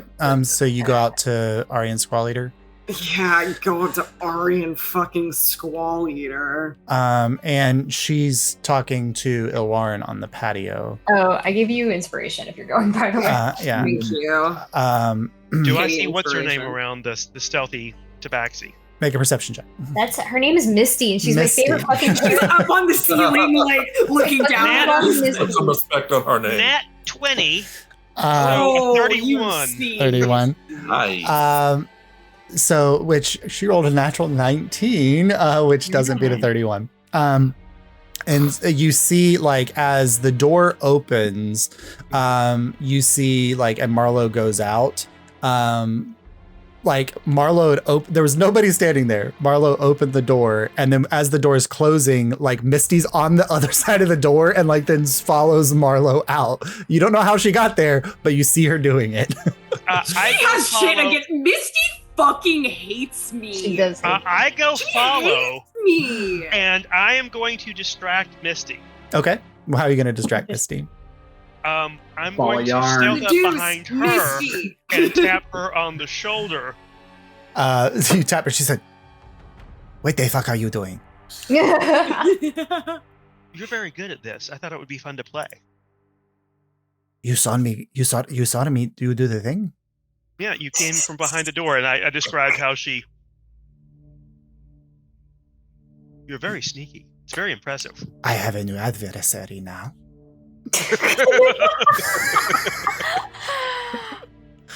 She's just staring at you. Anyways, Marlo. Sorry, it's Misty's whole thing. Whoever last spots her, she's like fucking hates them. Yes. Oh, I'm obsessed with this character. She's I so told you good. she's the best. I'm obsessed with her. She's so funny. Anyway, I think I succeeded in distracting. Yes, you did. So you walk up to Aryan It and was personal. Literally, it's just I spotted her. Yeah. And she's still bitter about it. you walk up to Warren and Aryan, and they seem to be in conversation, and they see you walking up, and Ilwarin says, "Are you here because I sent you a message?" You sent me nothing? Yes. No, I came over here of my own volition. I did not get a message. She looks at Aryan. Shit. Did you hear my voice talk to you and say something? The dreamer shall not awake. Yeah, the dreamer shall not awaken. Yep, that's the one. So it's not. I mean, it's not personal to you. It's just kind of everybody. Abel just used his Abel just did a thing, and then all of a sudden he lucid dreamed, and then just woke up. And it looked like nothing was happening to him. And he said there was a whole fog kind of thing. So pretty comforting. Can I talk to both of you really quick? Of course, yeah. Okay. I'm gonna pull them up to the champions' quarters actually, because I really don't want this getting hurt. Okay. You turn around and you just see Saurus and Misty just staring at each other behind you.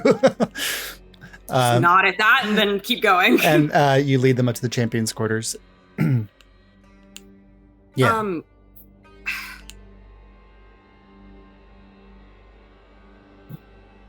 Look, Naginda's in trouble. Really fucking bad trouble. And I need to get to them as fast as possible. And I know what our deal is, but I am asking you to consider letting us just run through the library, take one day to figure out whatever the fuck is happening in the city and to the dragon, and then coming back for the text that we're supposed to find. Ilwarren says, well, I think that if you are taking the library test, if it hasn't changed, the test is in the library itself. You're probably going to be asked to reshelve some books. You're fucking kidding me? In the restricted What? section. Oh, Damn. But as far as I know, the fastest doorway to the temple is in the library. So you may be able to, you would need the key, but as soon as you complete the task, the key would activate, and then you could find that doorway. Okay. Because otherwise you'd have to go out of the city through one of the broken ways and make your way. But the library entrance goes straight out to the temple. Okay. Yeah. I guess we'll do that. Sorry for putting my stuff on you. No, it's fine. And Arian says it is all right. We go to the library first thing tomorrow, and we solve both of our problems at once. Yeah. Can I? You don't have to say yes. But I'm willing to help you, and I direct this at Arian, find what you need in the library. If you, maybe some of your crew, if they're willing, assist us in what I suspect might be an issue at the temple. It's weird because this is the first time you've ever seen Arian show any kind of real emotion, and it's almost like a shame that you know something about her that she hasn't carefully enough hidden. Yeah. Make a persuasion check with advantage. With advantage. Okay, Yeah. Good. Because I'm just it's just a straight roll for me. Don't you still have the inspiration from? We do have a jury You do. inspiration. Juridan gave you an inspiration die. I will use that inspiration. What are you, a D8, baby? I think it's either a D8 or D10 at this point. It's a think it's D10 now. D10 now, Oh, yeah. D10. All right. Go. If I could find a D10, that would be so sick. There you are. Holy Shit. Just roll 2d5s. Yeah. Me looking in my thing for where's the D5? Okay. The 22. 22. I rolled a 12. I rolled a 10 on the She D10. looks at you for a second and says,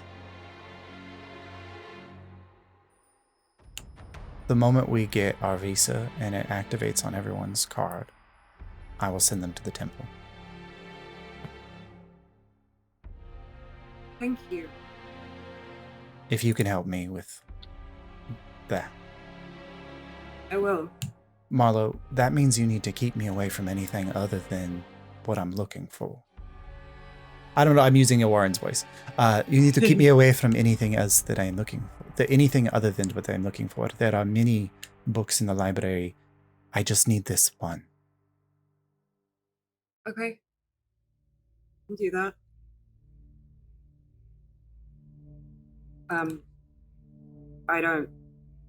I won't ask you any questions. But I'll help you get what you need. Thank you. Cool. You guys are great. All of you, genuinely. Well, if I did not have a full ship, and you did not have your own, you would all be welcome on the seabed. I appreciate that. I can't guarantee that all of the rest of them do, but I personally Sure. appreciate it, and they, in their heart of hearts, maybe do. So, Hey, we could always have, we are the adventuring guild. We could have a seaborne Privateering guild. No. let me get right up to the mic. No. well, if you guys ever want to turn for a different path, the guild probably has some openings. Does it pay well? It will. Well, I shall keep it in To mind. be fair, then. I think it will very soon. Yeah, let us save the world, and then I think the guild probably has to pay us really well. So. I look forward to seeing you all save the world. And if we can help, we would be happy to. Cool. I kick They him out of exit my there. room. Yeah. Do the rest of the ticket takers eventually join Marlo up in the chambers? No, I'm gonna have a little conversation with Felinor while I'm down here. Okay. What do you want to say with Eleanor? I'm chilling with him, and I'm a little drunk, and I'm like, "Hey, man, let me ask you something." Oh, all right. So, Yeah. like, you were like, I don't know, you were really into someone, but then there was this big secret about yourself, but you didn't know that about yourself. That's not your fault. You couldn't tell them you didn't know about that. And then you have to tell them that. But then the last time you did something like this, it went really fucking badly. Do you have any advice for a situation like that? Pretty fucked up. I have never dated anyone in my life. I should have. No. I am shocked. Shocked, I say, to hear that. Not a single mold appreciator down here. I'm still working on my dissertation, and that's just taking all my energies. I'm not. I think, my mom said that as long as you are true to yourself, then the right people will find you. And I've been very true to myself, and I'm still hoping. Felinor, here's the thing though. You can be like 98% true to yourself. And maybe that 2% is like kind of handsome and charming and mysterious, That's not Which exactly you are. what you are. But you like put that on a little bit, Oh, I'm not very good at lying. So I've never found it very good to like try to be mysterious because people can just read my face. It really is a shame that I have someone else right now. Nope. And I'm like too drunk at this point. Well, I guess I should go upstairs. Good talk, Jordan. Think about the 2%, Felinor. Think about that 2%. Maybe 3% for you. Okay, all right. I will do some thinking on that. All right, good talk. All Good right. talk. Does everyone else head up to the chambers? Yeah. Okay. Anything that you want to accomplish before you go to sleep? Jason's dying at me. I'll bathe. You will bathe. Thank you, Okay. thank you. Oh, I'll ask, Yeah, you're not allowed in the fucking water. But Yeah, I'll ask if any of our spellcasters has any kind of alarm spell or magic mouth or anything like that that can be put up in case someone sneaks in the middle of the night. not my kind of spellcasting. Does Abel have alarm? You are muted. You are still Me? muted. No. Ronnie is muted. Ronnie. Yeah, I believe I can cast DM, can we say based off of our... Can I have prepared that? Since we already were... I think you did it last night. We were weary about them snatching Source. Yeah, you had it prepared last night, so as long as you haven't changed your spell preparations, then yeah. Yeah, okay, yeah. So I will... Oh, alarm. Yeah, I'll cast alarm around the perimeter of the room, or however that works. Is it the doors and Yeah, stuff? you could do the doors. Yep, and windows. The doors and the windows.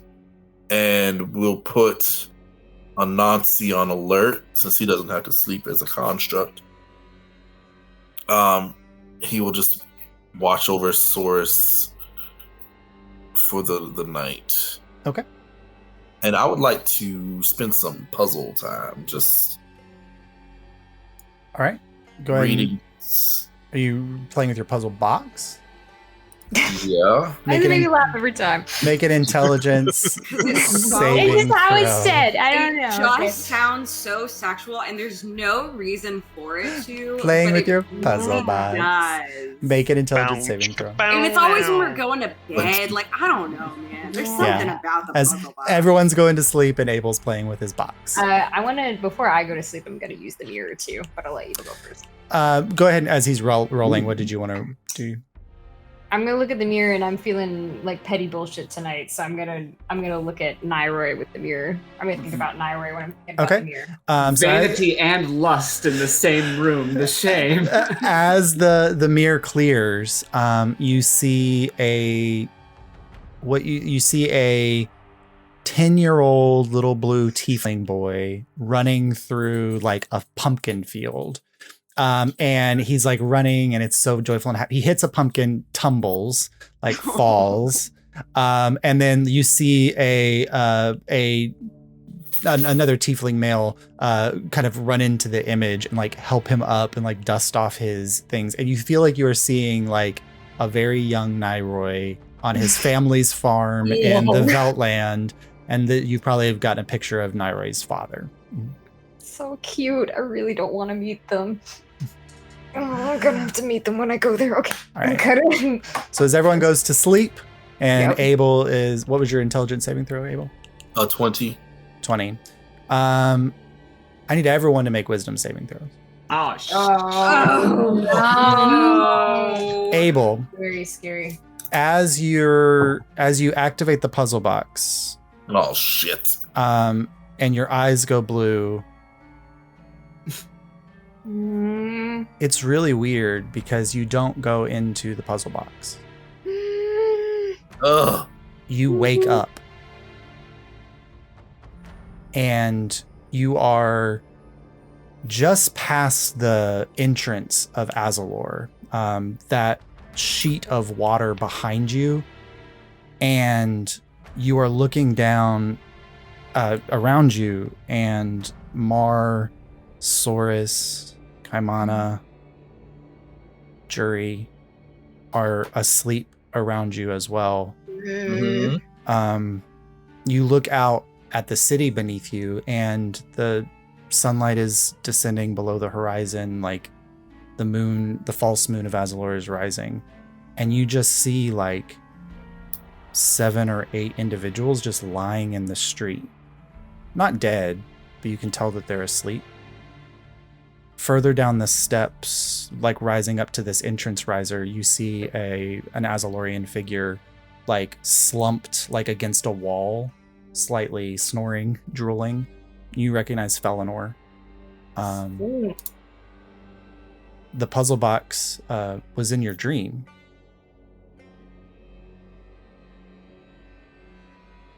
Oh my god. What was everyone else's wisdom saving throw? 28. 12. Okay. Trey? I get a 16. Marla? 5. You all go to sleep, and it is a normal sleep. Abel, eventually, what do you do? I'm gonna explore around a little bit in this astral lucid dream. Oh no, this is the real world. Yeah, you just woke We've up, bud. been You woke up asleep. from the Matrix. We were asleep, and you're awake. I woke You're up. the only one. Yeah. Mm. Hey, dude, we never entered Azulore. God damn it! I paid good ale for this oysters and cod. What about the paint? You still have. I'm not going to rob you guys of that stuff. Sure you are. No. That'd We be slept, okay. we slept walking. I'm gonna try to wake Well, up. we didn't spend our actual money too. If that was it. So you walk around for a while, Abel, and all you find are sleeping people. You get to doorways, and it's weird because, like, the doorway opens for you as if it's reading a passport that you possess. And you're kind of walking around. You get to other doorways that do not open for you because you do not possess those passports. But everywhere you go, there are sleeping people.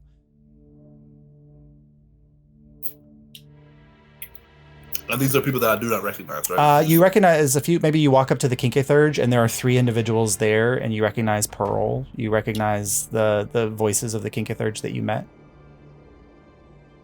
Okay. The one thing that's different is that the city of Azulore is not resplendent and beautiful and new. Yeah. Oh my gosh. It looks like a city that has been asleep for about 50 years. Oh my fucking god, Josh. So, can I surmise that Aruman came and Maybe. cast a spell? Maybe. 50 years?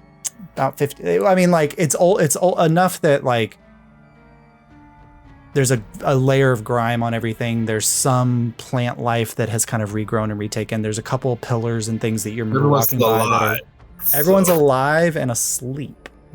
Mm-hmm. A sleep that somehow sustains them physically. Mm-hmm. Yep. Oh, baby. Powerful magic. And that is where we will pick up next week. God. Wake us up! My Wake us up! fucking god. And what did You you were roll right, on your Rob. saving throw, Jury? 20 something? No, I got a 16. I rolled pretty badly. I think Mar rolled high. No, Me? Mar rolled a 5. I rolled a What 5. did you- I rolled the Time worst on out it. of Oh, I anything thought you by said you rolled a 15, Marlo. No, I rolled a 5. Oh, okay. Then Marlo, as you go to sleep, it's weird because you go to sleep and immediately find yourself in the middle of a dream that you were already having. Oh. You don't wake up, but you get that exact same feeling that Abel had earlier when he read his Yeah. own thoughts and realized he was sleeping. You've now realized it yourself. But we're at the opening of the city. Yeah, like walking through the gateway. Mhm. What the fuck? It is the water. The water is. And we're all in a communal dream because Felinor is real, but we've like met these people. Mhm. Yeah. Yeah. Holy shit. I guess that's why I'm walking around seeing. Are there any people that I don't recognize from like meeting or? Josh watched Doctor Who in the fucking library episode. I should have known. God damn it! I actually said this have not. last time. I have not watched that episode. Oh, that's okay. So the libraries, they're all they get saved into the library, And Oh, really? they're in a commute. Anybody in it is in a like a shared lucid dream. Weird. They don't wake up They, from. That's they cool. basically have little teleporters, and the computer to save them all from this Ah, thing flips them into a VR world. yeah. And Interesting. so they're all there, and they think they're in the real world, and life is normal, and they're not in the Great Library or anything like that. I haven't seen that. Yeah. It's a great episode. It's such a fucking good. It's a Wow. two-parter. It's so Yeah. good. Just as a final roll for the evening, make a investigation check, Abel. Me? Oh, Yeah. sure. Mhm. Uh-huh. Uh-huh. Uh-huh. Uh-huh. Uh-huh. Can I use my tools? Yeah. I mean, you have Ooh. everything in front of you. A 28. Okay. You walk around for a few hours before exhaustion's starting to get you. Like you need to like go back and either there's like not go to much sleep or back whatever. in. Like, and with the realization that like, if you go back to sleep, you're probably going to end up back in that dream that you were in. And that there is a limited amount of time unless you just want to burn exhaustion where you stay awake. Well, no wonder the shops had everything. It's all like piecing together for me now. Yeah. You find one person that you don't remember seeing. But you have seen her before. Where? Terrell Dimwalla, the Archon of Evocation. The one that's poofed The one away that- with the And that ran off with tower? Yes. near Rylus. You find her like further down below the hill. Like she was able to make it a little bit into the city before she fell asleep, but she is asleep in the town. I definitely want to try and restrain this person. Okay, you can tie her up. That's easy enough. And when I Take your find her, fingers, tie her up. gag her mouth. Yep. Very different Completely kind of so no, dream. no somatic, no verbal, spells can be cast. And I'm gonna drag her back to the rest of the crew, and then I'm gonna start trying to wake them up. Okay. So we will pick up with you trying to wake everyone up next week. Jeez Louise, man. One of my two scenarios, You and it was did the worst say of the it. two. You did say it, and I said no, Source. That's not what's happening. I was a naysayer. I'm sorry. All right, That's get okay. I always think of the worst possible thing